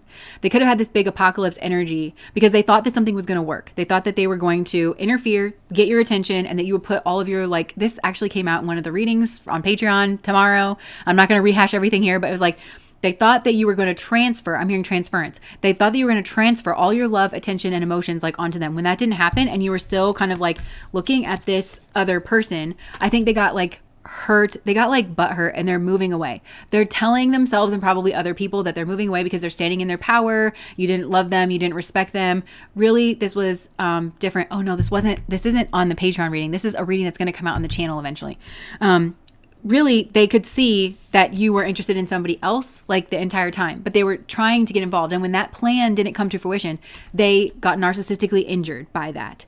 They pulled away because it is like they are feeling genuinely emotional and they have to kind of like process through those emotions, but they're hoping that you chase after them. It's a bit of a game because the whole bargain was they wanted your emotions and they wanted your attention on them to begin with. So if you're wondering why that person all of a sudden like stopped texting you because they were texting or like you guys were seeing each other and you're like, okay, like they just kind of like dipped out. You probably had to notice that this person like dipped out because your attention has kind of been elsewhere. That's why, is because they are hurt and their ego's kind of hurt. A plan didn't work out the way that they wanted to. And they're going to tell you stuff like that. Well, I guess like I feel like this person might be very sophisticated in being able to say like, I'm just getting like relationship talk, but I'm getting like drivel, where it's kind of like, well, you weren't invested in our relationship. You weren't, and you never were, and you were never supposed to. And this person kind of is responsible for their own capture because they could see that. And they still were like they wanted to like dominate over the situation. And basically like it didn't work out the way that they wanted to. So that's one person here. If it's this person that you like, this person that actually you do like, but then you've involved with somebody else here, the reason that person's not communicating with you, do you really need me to tell you? Do you really need me to tell you? It's because you've involved with somebody else here. And this person is kind of like dominating over you in the sense that like you are not acting towards them because you've involved with this other person who I think is like, there is this kind of like weird emotional manipulation thing because it's like you're both not being honest with each other here about like what it was, like you're not being honest with this person, like kind of, like saying that, you're interested in this other person. So it means something about, it means something. It means something that this could occur, that you could have your focus on one person and jump in with another person. It means something, like about the nature of the person who is doing that.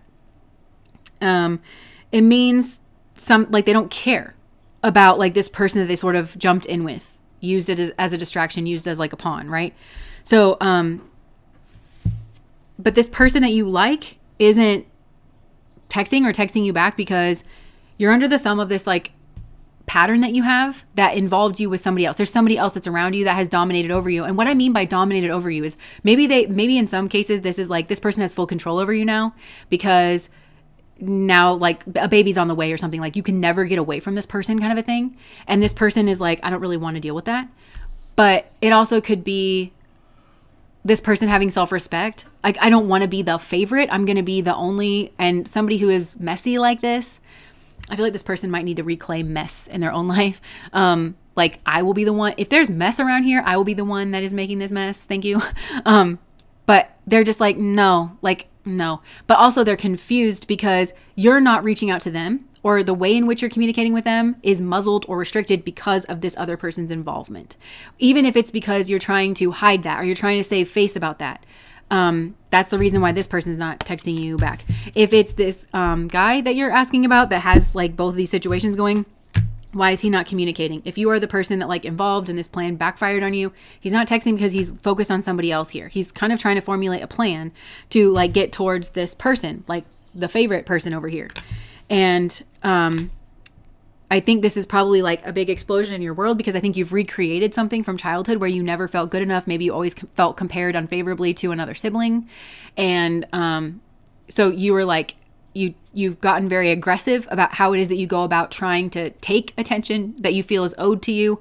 And this has left you in the same quagmire of, I'm still second best. Like, it still didn't work. Like, you can't outrun those feelings of like, I'm not good enough. Daddy doesn't pay attention to me. Like, that kind of thing. Even if you throw your best at it, which might be Mars energy, it could be aggression, it could be argument, it could be your body. There could be like a fuck fight cycle that's kind of going on here. That can only pull this person's attention. If you really pay attention, it can only pull this person's attention in like little micro doses. They can pretend to pay attention to you, but they're kind of always strategizing here to get back to like the favorite in some type of way. So that's why he's not texting. Hello, no baby traps. Okay, so what else, Spirit? So why is somebody here? Again, I feel like there's multiple situations that are trying to come through here, but why is somebody not texting?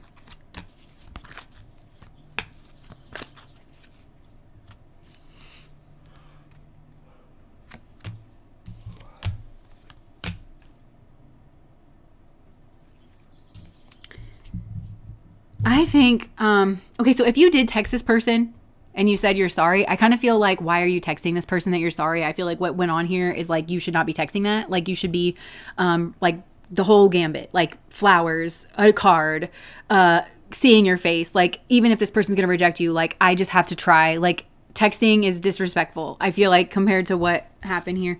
But somebody here like left behind something that they feel like a lot of love towards, but they realize that they're moving towards their own Empress energy, and like they realize that in continuing to like participate or be in this like situation, and for some of you this somehow involves like a group of people, they're moving towards like lack.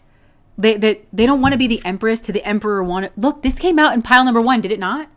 Or was it pile number 2? No, it was pile number 1. Like, they don't want to be the Empress for an Emperor wannabe who is lacking in morals and possibly lacking in money as well. Like, I think they're viewing this as like some type of like temptation. Yeah, but like, this is the way that they view the situation, is like, there's this guy that's trying to like in a cloud offer like a cup, like, hey, this is the higher cup, like, I'm your soulmate. This person's like, ugh. And then there's this like lady that's back here with a wish fulfillment that is like, I just spit in that cup. Basically, I licked all around the rim. Want it? Is that your higher cup? Ugh, it just feels kind of nasty. Because this person basically feels like they're being tempted because they thought that somebody was really for them. They thought that they had a lot in common. They thought that somebody was a soulmate, and then they kind of found that they had somebody else on the go, or that somebody else was like able to infiltrate and pull them from the thing that they wanted. There's an irony here because there's this third party that like infiltrated, and this person has like concentrated of will. I'm hearing that song. It's Linkin Park. Is it? In the end, it doesn't even matter. I don't know. But there's this third party that's like got this iron locked will, and they're kind of the predator in the situation. And they're like, oh, I'm going to like bum rush in, and I'm going to do this come hell or high water. But then you have this guy that's will is so weak that he is overtaken by this person. I think it's unattractive. But also, you've got this other woman here that I think is like, I think I have to engage my will to pull me away from this guy, because it felt very natural. It was this, there's a lady here who didn't have to engage all of her like, predatory, like, she didn't, that's not on the type of time she was on.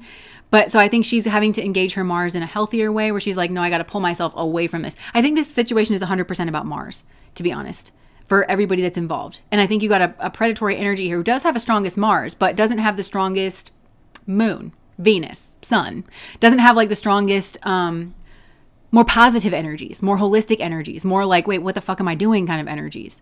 They've just built up that kind of Mars as an answer to, I think there's like, I'm kind of getting a daddy issue. Daddy didn't pay attention to me is kind of what I keep hearing. Daddy didn't pay enough attention to me.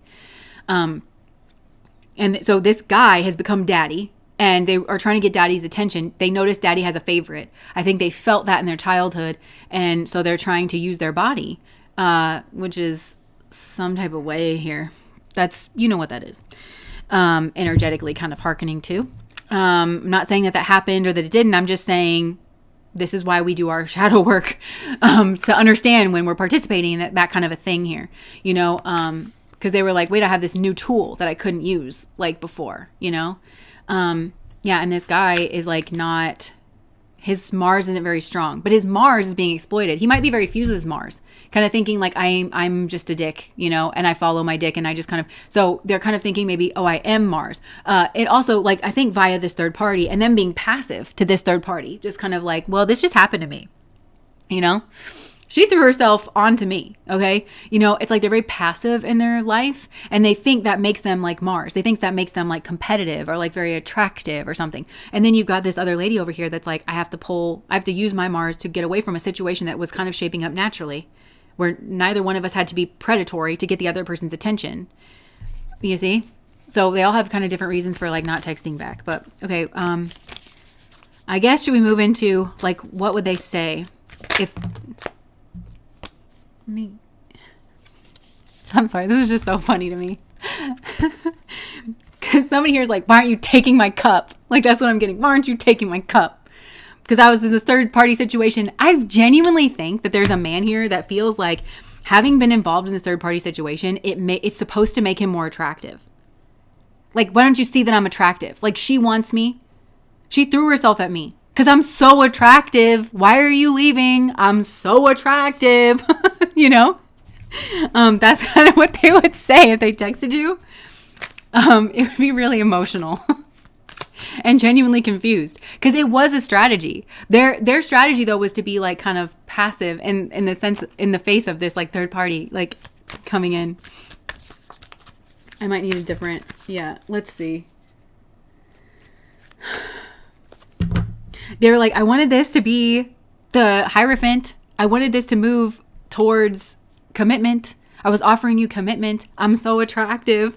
But it's like the ends and the means are one. And this what he's demonstrated to you does not demonstrate this is somebody who can be committed.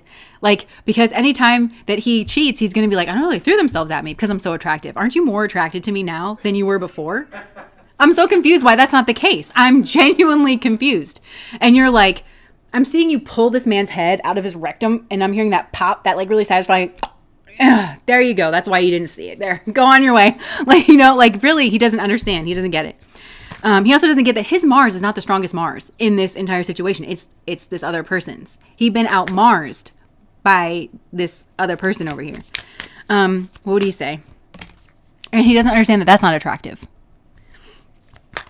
You saw this gazelle of a man get taken down by a lion of a woman. Like, that's what you saw, you know? Oh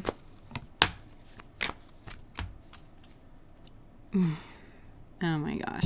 Okay, so little miss over here. Can't believe this is like my job.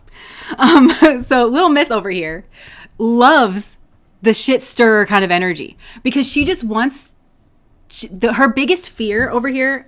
She would say this, I guess, if she could get around her own like manipulative stuff. That's kind of been the path that we've been going on. She just loves to have an effect. The one thing she doesn't want to be is invisible and ineffectual. So, and she, this is coming out in another reading.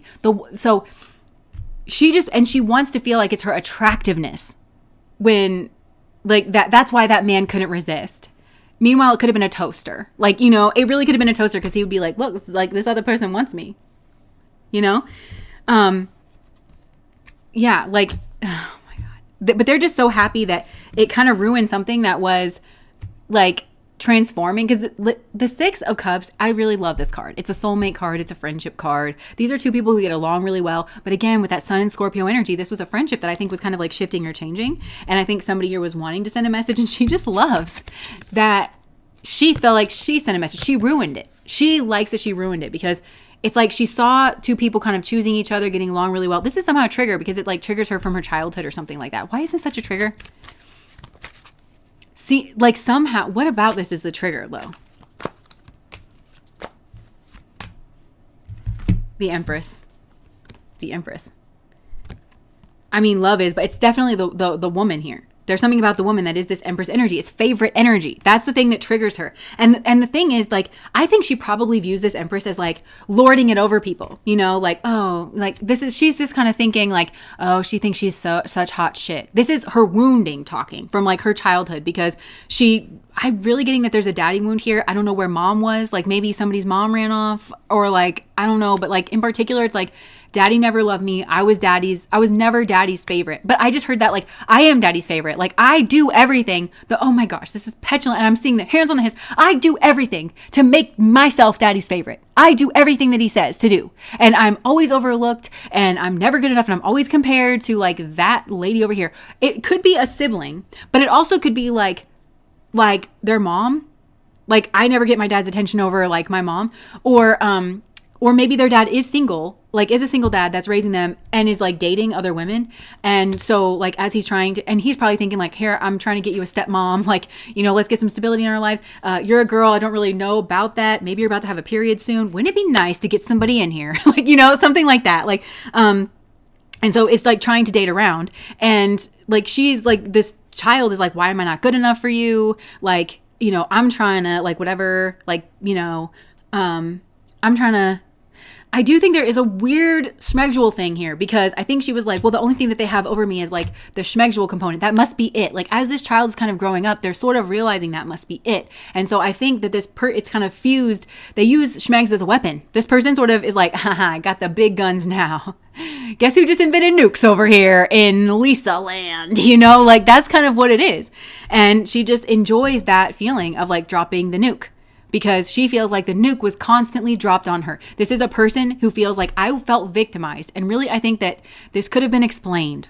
Okay, I do think this child was ignored. I do think that they were neglected. I do think like their jealousy and stuff, like this was forming in this kid and nobody really like saw it. So like, it could have been prevented. Like, this all could have been stopped if this person was paid attention to. I'm definitely saying they were like, at least on some level, neglected. Where it's like, we're just explaining that people have, you know, different needs, and that no one person, you know, as great of a daughter as you are, no one person is meant to like fulfill every single need of another person. That they're, you know, and we have to, when we honor that, then that's when the love can grow. And, you know, whenever I have to spend time away from you, it's not because I don't love you. Like, we could have had these conversations, you know, we could have like been fleshing this out, but that just, for whatever reason, that was like not the case going on over here. So this person loves to drop the nuke. That's just kind of what I'm getting. Given the state of the world, I don't know if like some algorithm is going to not know what I'm talking about here. So you get what I'm saying though. It's like, they like that ultimate kind of like boom kind of energy. So that's what they would kind of say.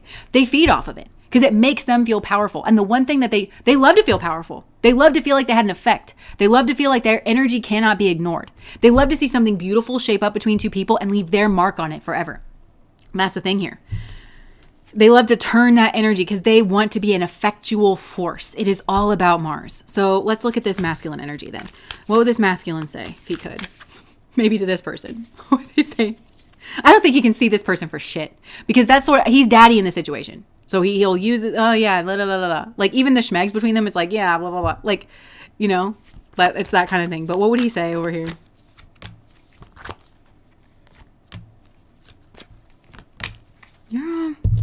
This is just pain. This is just like trauma that is playing out here. He would say, I wasn't seeing you with my heart. I'm emotionally unavailable. I'm blocked off because my heart belongs to somebody else. My heart belongs to somebody else that I'm watching. And this person is like, I feel like he watches this person while they're like working or while they're hanging out in the park and they're, you know, doing their little paint colors. He's watching this person like kind of be peaceful, like be very tranquil. And there's like such an opposite energy like between these two. Like, here's this person like chilling out in their routines and stuff, minding their own business, focusing on like whether or not their lines are straight over here. And then you got this person who's like all kind of kerfuffled over here. And so it's like very, very opposite. It's like there's so much like volatility over here. And then there's just like this peaceful, calm, like tranquility. Like, oops, I made a little smudge, you know, kind of thing. And he's saying like, yeah. And I feel like it's weird because I feel like he's trying to spare this person's feelings by saying like, I'm sorry, my heart's just like not available. I'd rather your body than half of your heart. You know, like I can offer you my body, but my heart is like tied up in another situation over here. But that's the thing that triggers this person.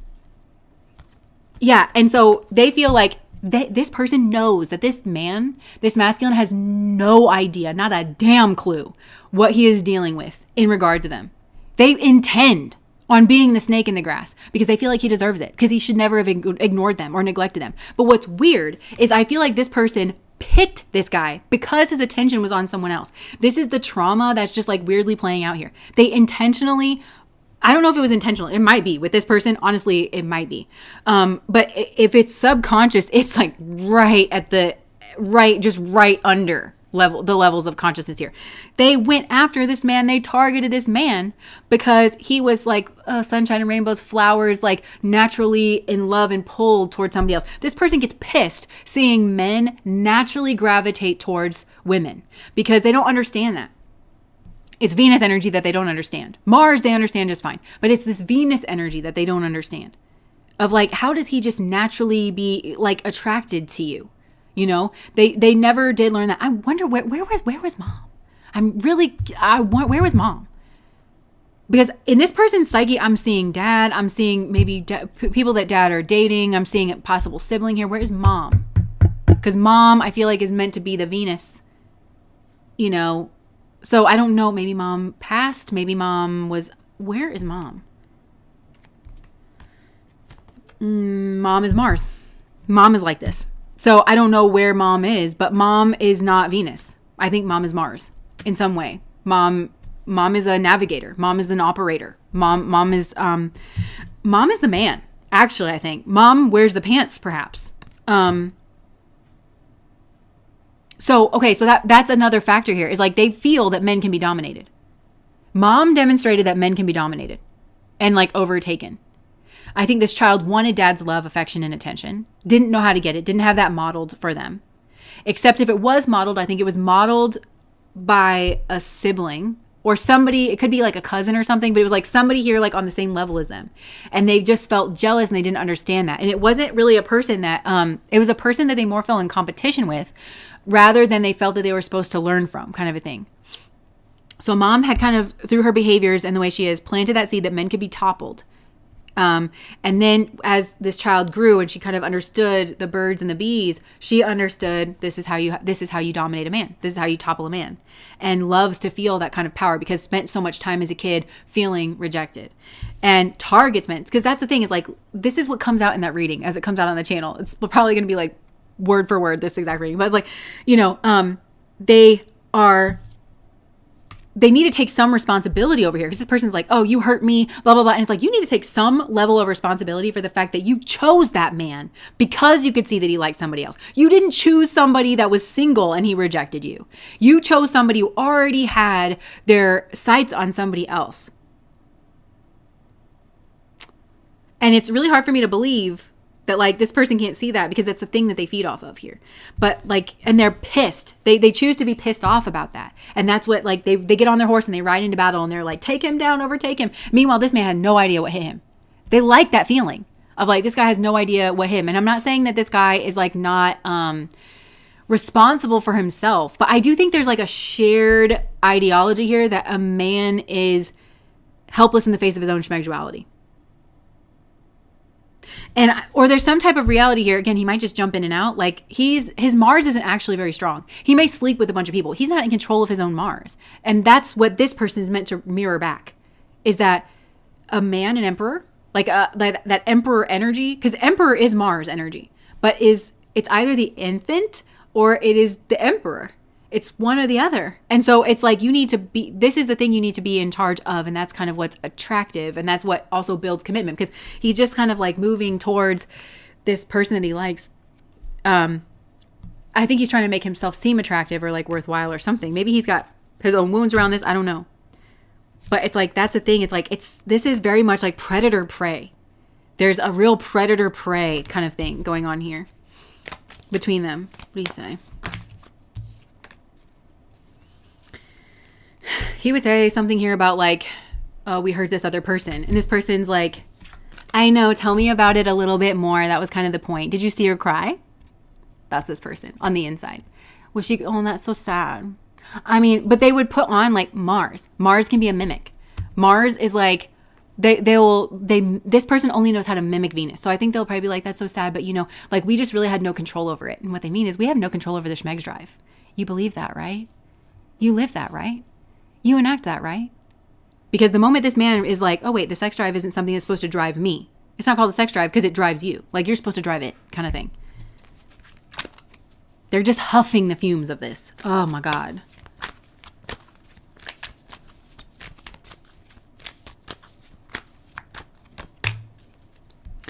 This guy needs to see this person differently. Like, I think he also feels like This guy, okay, I'm not giving him a pass because he is responsible for this. It takes two to tango. But he has been victimized here in this situation in a way that he does not fully understand. That's how smart. This is like, you know how like there's some movies where it's like this incredibly smart animal that like accidentally leaks out of the lab or something, but it's like smarter than humans and it starts to like hunt us. That's to me what I think this looks like. He does not understand that there was this very smart, very sophisticated predator that like kind of went after him. They're meant to overwhelm him with some type of like Schmeg's energy, and Schmeg's is viewed as a weapon over here. It's not viewed as like the thing that builds bonds, and so I think really when he would, if he spoke to her, he would say like, he would talk a lot about this other person, which is just pissing this other person off more. And it's just, they're going to turn the knife. They're going to turn the screw more. They're going to act, oh, that's, yeah. And if you need any help, maybe, do you think it would help if I showed up with you, at her house? I mean, I could try, knowing full well, again, this is like a very intelligent predator, knowing full well that that's going to drive the stake in the heart further and not actually like, they know what they're doing. Okay, so what would this masculine say to this other lady? This lady that he likes here.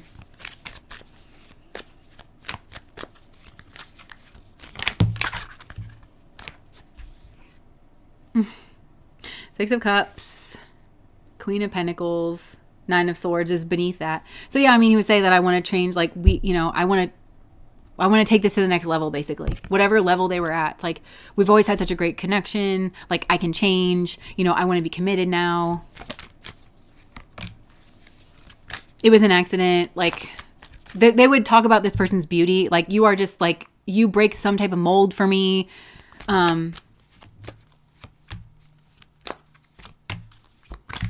I'm not trying to trick you. I'm not trying to like tempt you in some way. Like, this is a real offer. I know that you have questions. I know that you feel like insecure about this or that. Like, let me answer all of those questions for you.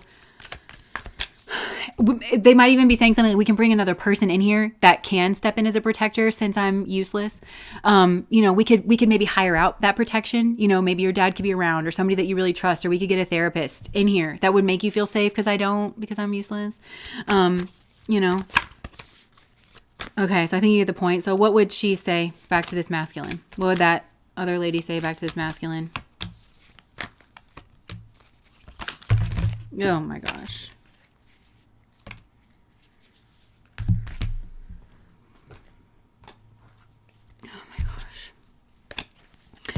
She would say that commitment requires teamwork and cooperation and building together, and that for some, they're like, this third party is going to be a permanent fixture in our situation. So I have balanced out my energies and I've kind of moved on. Some of these people I think might actually accept this masculine back. They would talk about like that they were heartbroken here, but they have kind of like balanced certain things out. They would talk a lot about like their internal balance, like that something was like thrown off of their internal balance. Which was the point. It was the point. This just makes me so mad. This makes me so mad.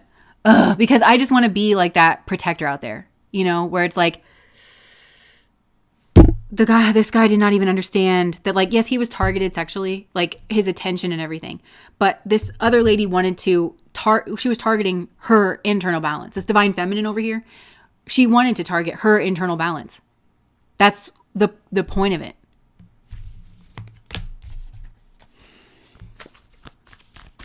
I think this other feminine would be like, why did you do it? It's this kind of like, let's get to and I don't want to hear like any, like there's like deeply psychologically, why did you do it? What would this lady say to this other? I feel like this third party, if anybody here has a brain, this third party is not going to be included in this. It is, yes, it's sad. It is really sad. This person has deep, serious childhood inner wounds. They have their own attachment style, but this is somebody who is intentionally and knowingly inflicting harm on other people in a particular way in order to kind of take out that childhood frustration. And they're creating other victims in the process. And we just have to say no to that kind of shit. And yes, this person does need help. This is the kind of shit, I mean, you'd have to have a very talented therapist. And not just talented, but somebody who is going to be able to call this person. No, that's not real, is it? You're lying, aren't you? And I don't know that this person is going to allow for that to happen. But really what's sad is like, if you want daddy to love you, if you want to be that kind of person, this is the exact realm that they have to go down. They have to allow themselves to be told no. They have to allow themselves to be pinned to the wall and kind of called out. They need, and really, this reminds me of Angelina Jolie's character in Girl Interrupted at the end, where she's like, I push everybody's buttons. Why doesn't anybody see mine? It's like that energy, like this person, because that would make them feel less invisible. This person's like, weird. This is demented form of love, but this person is like, I push your buttons. I see you. I'm desperately chasing after you, even if it is to destroy you. That's a kind of love, isn't it? Because all this person wants is like attention. And like, yeah.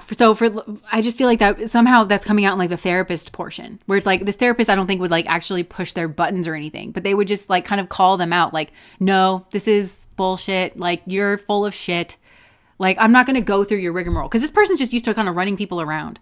And truly, it's weird because yes, they targeted this masculine for his sexual energy, but actually I think that he was targeted for his, this is going to sound weird, but maybe he's an empath, or like his empathic natures, because where he's too prone to looking at this and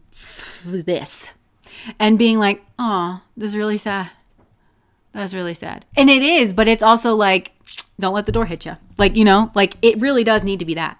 Especially coming from anybody who's like a protector in our society. And mothers should be that as well too. And again, like I ask, where is this person's mother? But mom was that Mars energy, right? Like that's what we discovered about her. Oh God. So basically what I'm saying is I don't know, like this divine feminine over here, I don't think wants to have any contact with this third party here, but this third party wants to make their presence inevitable. That's what it is. This is the devil. This is, ugh. They want to make their presence inevitable. They want to be a constant thorn in their side. And you could think like this person is not disoriented, but they're not coherent in like the things that they want, because this person wants love, but they want I think this person confuses attention with love in like a deep way. So really they want love, but they want attention, and they want to be chased, or they want to be the apple of somebody's eye.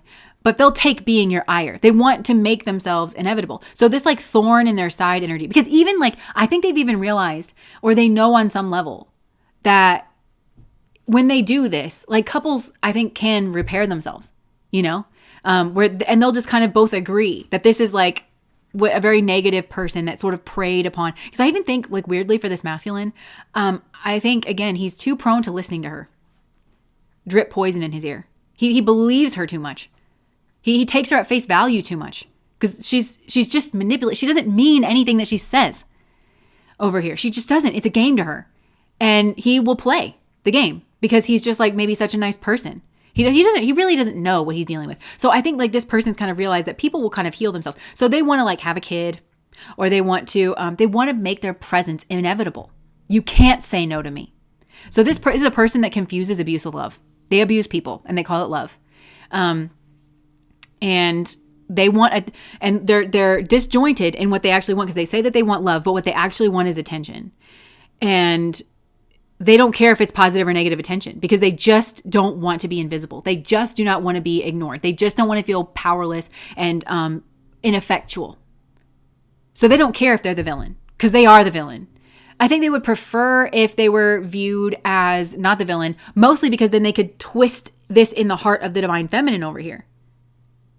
This reminds me of in one of the Marvel movies, there was that lady with the blue thing, and she would tap it on men's hearts, and like they would do anything that she would say, and then she would kind of torture and kill them. It's like that. But she would also torture the women, because she'd be like, oh, like he confesses love to me and we sleep together all the time. And like he would never do that if he was of his own mind, but he just does it all the time and loves it. It's like that. It's that energy. This is an abusive person. So they do prefer to get the wool over people's eyes, to make them think that it's love. She wants her to think that it's love. And so it's just, they want to be in the spot where they can kind of abuse people more, because I think they've learned they don't know how to get people to love them, but they do know how to get attention. And because some of these people can be quite ostentatious with their bodies, or like showy in a certain way. And but they know that abuse gets people's attention. They know, like literally the trauma bond. They know that the trauma bond gets people's attention in a way that like they can't kind of like free themselves from. Give me Thor. Okay. So basically there's a lot of trauma here. So the reason why, okay, so just to recap this and touch ground with what the original question is, why aren't they texting? Why aren't they texting me back? If it's this crazy ass person, they're not texting because they're playing a game. Okay. They're pissed off that your attention has naturally gone back elsewhere, because it will, because the attention naturally goes back over here. They're fighting against the natural instinct here. They're fighting against a natural bond. They're fighting against God. They're fighting against God. I mean, that's what's going on here, because God is truth. God is like that kind of natural flow of things. They fight against that tooth and nail. So they're not texting back because they're throwing some type of hissy fit, because they want you to feel maybe like you did something bad, you did something wrong. They want you to come tend to their emotional state. They want you to see them as the victim. And this guy is very, very prone. For some, this guy just thinks all women are pretty, pretty princesses, and that they're all like these kind of delicate creatures. I cannot tell you that this creature over here is the furthest thing from a delicate, pretty, pretty little princess. The furthest thing. You could get 100 guys in a room and this person would be less of a pretty, pretty princess, regardless of what they look like, than 75% of the guys in the room. Okay? This person has Mars energy. This person flops their dick down. It's the biggest one on the table, but they act like something else. It's disgusting. Because be what you are is the thing. Be what you are. Like, this is intentionally horrific. Like, that's what so this person wants to play a little game of, chase me. I love, and then they get what they want, but their attention, because really, like, this person needs to not be engaged with at all. I don't care what went on between these two people. Did they sleep? I don't care. Get away from this person. So it's this little game of like, how do I pull your attention back? Because all they have is these kind of like little tricks, and the big guns is Mars. So the fight energy and the fucking energy, but also like they kind of learned that this power women can have over men is like, well, we did do the thing. So I have the right. I have the right to yell at you because you should have treated me this way or that way. Heaven help you if there's a child involved here. Now I have the right to this or that. And there's nothing cooperative about having a child with this person. What things are your child going to be learning? Not great things. This becomes a family curse that now continues to get passed on. That's the other thing, because this person just views kids, their crotch fruit, literally with this person, as like a pawn in the game. They won't come off like that because everybody in their right mind would say, ew, gross, nasty, and move away from it. So they pretend to be something else. So it's this whole kind of like, it's all a game, and it's all meant to siphon energy. It's all meant to siphon attention and to pull a guy, daddy, away from mommy. That's what it is. That's what it is. So why aren't they texting? They're playing a game. They're also narcissistically injured. They are butthurt. And that's your problem. Because this person's always the victim. Even though, wow. This masculine, why is he not texting you? Over here, he does not naturally care about you. The game has worn off. Over here, he's not texting because he's like kind of on unstable ground because he's involved with a monstrosity. This lady, why is she not texting back this masculine? She's deeply hurt and doesn't trust that he has Mars energy. He's not a protector, and he gets involved. He's been involved with this, which is, there's trauma, okay? Like, there's having an affair. There is actually, like, you can accidentally slip up with somebody who is not this, okay? And it would be one thing. And then there's this. There's somebody that's intentionally trying to make it to where you can't enjoy your bond or sleep with somebody without thinking about them, without having to contend with them. So it's an entirely different scenario. So there's too much pain. Also, like, it's really questionable that he can't handle himself around somebody like this. It's honestly very questionable. There's also this sense of like, he feels like this makes him more attractive, and that's insane. So she's kind of just moving away from all of it, and she's kind of strengthening your Mars, and she's saying, like, at the end of the day, it was probably wrong to think of men as protectors. I'm going to protect myself. I'm going to move away from this. At the end of the day, this guy was kind of too weak. Like, because he just believes that he just believes, and I think he always wants to be the like, oh, and there are really certain personalities that you should not be like, oh my God, are you okay? And this person's going to be like, what, are you not an empath? And it's like, I'm just saying. And also I would like to protect my crotch fruit, and I would like to protect everyone really from people like you. Like, and that means letting this, like, whatever it is, like, I'm melting. Oh, what a world. Like, it really means that. Like, you have to let that melt out. And like the people that they should be in contact with are the people who can basically put on a version of a hazmat suit, which means trained professionals. That's what I mean. Like, you know, it's too dangerous. Like, it's just too dangerous. So yeah, that's why she's not texting. Obviously, she doesn't want anything to do with this third party and doesn't feel like she needs to have anything to do with this third party. Even if this masculine has like a child with this third party, this other lady over here is like, I don't know why that like affects me in any way. And it shouldn't affect me in any way. I don't have to talk to you. So like, is not going to talk over here. And why is this lady over here not talking to her? Well, she knows that like this lady doesn't want anything to do with her, but mostly she's focused on like this masculine. And the closer that she can get, it's like it feels intimate if she only talks to this masculine and not to like, because that would mean that there's some type of united front. And really that should be what it is. You can talk to me and my wife. You're a single lady, you've been flirting with me, and if you want to speak to me, you can speak to me with my wife around. There should be no problem with that. And I'm not saying that this guy would have to be weird like Mike Pence, who never speaks to a woman alone, like in a room without his wife. I'm not talking about that. I'm just saying, like, when you recognize a monstrosity, respond appropriately. Like, you know? So I think this masculine needs to go on the journey that the pile number 2 person went on. Like, ironically, I think it's just his weakness that like really has gotten him involved in this. And he still does not have any idea like what has like kind of gone on over here. Jess, throw some holy water on her. Yo, full exorcism over here. And it is sad, but like, this is the thing. It's like, we're all responsible for dealing with our own childhood wounds. Like, this is why, because this is unacceptable. Like, this behavior. And I just feel like this person is maybe like with that Mars energy. Again, Mars is very skillful. Mars can be a mimic. So it's like this person can make themselves indispensable. They might get really good at a skill. They might, you know, like they're really good at like putting on some type of a face. All of that is just to be able to short circuit the system. It's not real. It's not who that person is. And we have to be like, this is really, I think, crucial for humanity. We have to be able to identify this and we have to be able to stand up to it. And this is a person who's going to say things like, why aren't you, basically it's going to come down to, why aren't you treating me within the social construct? Because usually like if this person wasn't deranged, yeah, you could like, you know, have a conversation after you sleep with somebody. Maybe you should kind of like let them off easily. When you're dealing with this, once you've identified this, you need to click into a different way of operating. It's stupid not to. And this person is like trying to, that's a part of their controls. They try to use the social contract away from people. They don't honor the social contract themselves. They get really good at hiding behind it. And I just want to give you full permission. Like, you know, be respectful. Don't hurt anybody.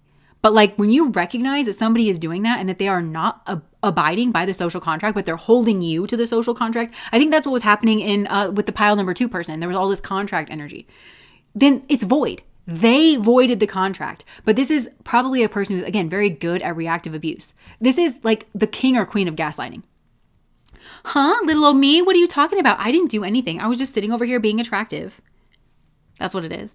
And so, yeah, you don't have to honor the social contract either. And don't get in a conversation with crazy, because this person will try to wordplay you on like semantics. They're going to try to get you beholden to some type of social contract that they do not abide by themselves. They just get really slick about it. They're more, you ever heard that phrase that's like, never wrestle with a pig because you get dirty and the pig likes it? This is the pig. They're way better at it than you. They do it all day, every day. So don't get in the mud with a pig. Just once you notice what you're dealing with, honestly, be polite and be respectful, but be distant and move away.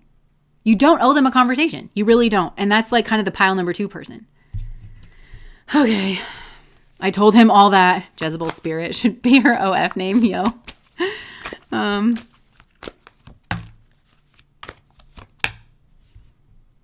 Yeah, so, I mean, this whole situation is like transforming. I feel like this was like a car crash. I'm kind of like hearing a like car crash. So everybody here is kind of like processing through certain things. But is there anything else?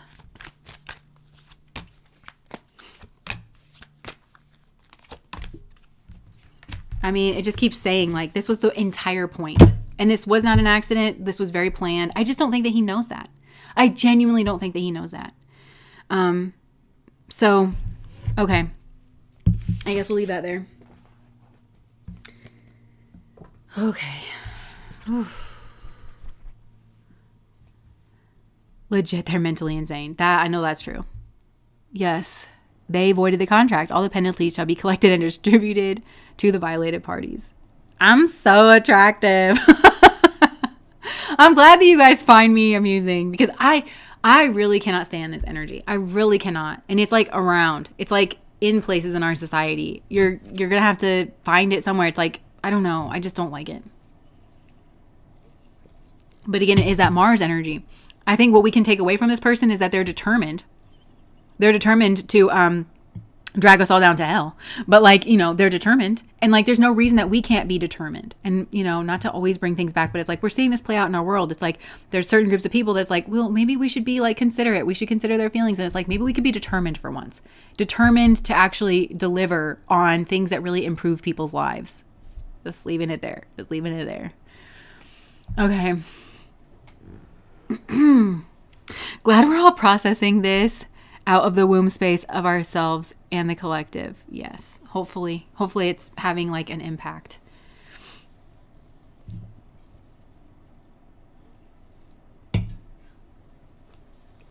All right. Compassion, I guess. Just another person on their journey. You know, at the end of the, I mean, it is just another person on their journey. But the thing about these people is like, you still can't be around them. Like, you can't. You're asking for trouble. Like, once you see what this is, and yeah, like you wish the best, but like they really do need to. I just don't think this person's ever going to change if they're still able to access their victims. If you are their victim, because this person's like, this is my community, this or that, but no. And what sucks, like their community, like their victims end up being their partners, the people they sleep with, their kids, you know, they're all victimized by this person. So this person's like, I'm alone and I have nobody. And it's like, that's what Mars gets you versus Venus. Like that is their karmic lesson, but they'll try to appeal to everybody. And it's like, it's going to be hard for them. They'll find somebody somewhere that'll listen to them. They will. But I think it's important that it's not their victims. Okay. Okay. So general messages here, Spirit. What general messages do you have for us? Healing. It says releasing, purifying, and cleansing. Nice. Time. So I think we're going through a period of healing through identifying cycles here. And possibly for some of you, this has involved like a wait period. But I think in the waiting may have kept you tied into a cycle here in some way. Maybe you were waiting for a message. You were waiting for some type of like communication or something here. But I think the waiting somehow was like a part of the cycle to reach that conclusion of like, well, maybe I'm going to wait for something here. But yeah, I feel like you've busted through whatever this is, or we are like as a collective. It's about time. Yeah. And also like, I didn't notice this before, but it's like moved past the 12 and like is moving towards the 1. So it feels like a new cycle has started, a cycle of healing. Peace. Yeah, you are actually moving towards peace here. I just heard best believe, trust and believe. You are moving towards peace, harmony, balance, and friendship. But I feel like you had to, you know, move, like you had to deal with whatever this was and then like go through this process of kind of purging in order to actually move towards balance, harmony, and friendship. Conflict. One day. Loyalty. Yeah, I feel like this is all the thing that we're saying goodbye to. This longing, this like one, that's the waiting energy. One day it's all going to work itself out. No, it won't. You know, we've got to like kind of release, we've got to purify, we've got to cleanse this. Yeah, karma. I feel like, you know, people have had karma here in this situation, consequences, causes and effects of their actions through this cycle that's maybe been very hard of having to confront the consequences of your actions, other people's actions even, and then like having that rolling up on your shore, which is karmic as well, you know, and you having to make your own decisions in regards of that. Like everybody, the karmas that have unfolded here really truly have helped and assisted in breaking the back of a cycle and is moving people towards this true peace energy. It's meant to release you. It's meant to free you from your chains, if that makes sense. Shallow bluff. Emotional storm. Yeah. I mean, maybe that's kind of a part of it. This shallow energy, this shallow pretending, it's not going to work anymore. Yeah, some type of shallow pretending like led to like this heart fog energy, but that's all being cleared out.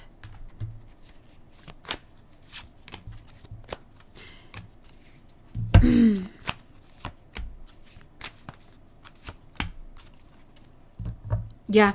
I think that there was a cycle here of like finding a lot of beauty in things that kept you stuck or tied down here. Or like finding an infatuation energy, even in like feeling adored by other people.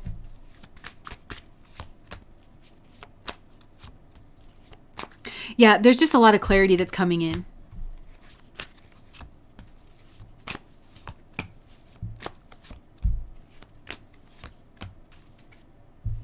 Yeah, I think Spirit is just giving the message to people here that, you know, if you want clarity, come get it, you know, but you have to be willing to walk away from the patterns and the things that were causing the confusion. And I think like lust was a big part of it, or yeah, and that like leaving people abandoned and things. So anything else that you want to say about this new cycle, Spirit, this new cycle that's coming in?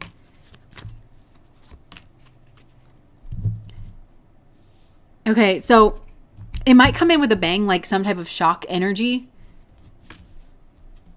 And you might be really confused about what this is.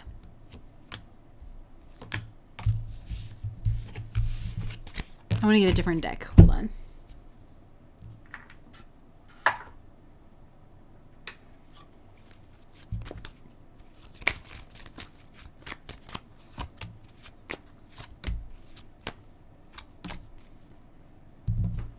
Yeah, I think for some, like moving on, like whether it's you getting in another relationship here and really like fully closing the door on this, is what's leading to the end of this. It's actually working in your favor. It's blocking like a message from being sent so that the truth can actually emerge. And I'm remembering that quote that I said, I think it was in the first pile, where the truth cannot be spoken. It can only be realized. And so I feel like somehow, like Spirit, there was some type of shock energy where maybe it's like you're going to meet somebody and that was like really unexpected. And maybe that kind of churns up like emotions in you where you're like, wait a second. And whoever you meet, I feel like is actually really healthy. And you start building a relationship with that person and you maybe marry that person, and it kind of closes the chapter to this like toxicity and to where it is blocking a message from being able to be sent, whether regardless of which side, because maybe for some of you, you've seen something shocking where somebody has maybe gotten married or met somebody that they were serious about that shocked you because the cycle hasn't played out like that typically in the past. But this is all for the best. It's preventing a message from being sent so that the truth can emerge from this situation, so that because it couldn't emerge as long as this situation was kind of open-ended is what I'm getting. So because everybody's still in that Mars energy trying to kind of like maneuver, especially for the pile number 3 people. So something here needed to kind of be blocked off. Yeah, something here needed to be blocked off. There doesn't need to be a conversation here, actually. The conversation is not going to lead to more clarity. The truth can't be spoken. It can only be realized. It can only be felt. It can only be... So Spirit is like, I think saying like I did or I am interjecting into like timelines here in order to help you guys see that certain things need to change. And it might kind of come up in smoke, like some type of big argument or something. But it is helping people see things clearly. And like the purpose of the process wasn't to disturb you, but it was to free you from like these kind of subconscious beliefs that have been operating things in the background.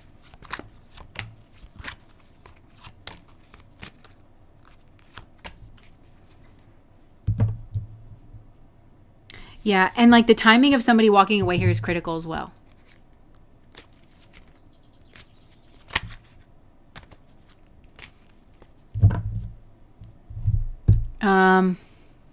So I think I'm going to leave that there. Got my fruit, snacks, and tissues for the general messages. Yeah, I think I'm just going to leave that there. But I think Spirit is just saying that cycles are... There's a new cycle that's beginning here. So that's what I have for you guys. Thanks for spending Friday with me. For those of you that are on Patreon, we do have a pre-recorded reading tomorrow. It's the non-romance vote reading, and we voted for what should you work on next. And that's an interesting reading. And yeah. And if you're interested in candles, we sell those, and the link is in the description, or Alex will put it in the chat. But I think I'm going to leave that there. Thanks for hanging out, and I'll see you when I see you. Bye, guys.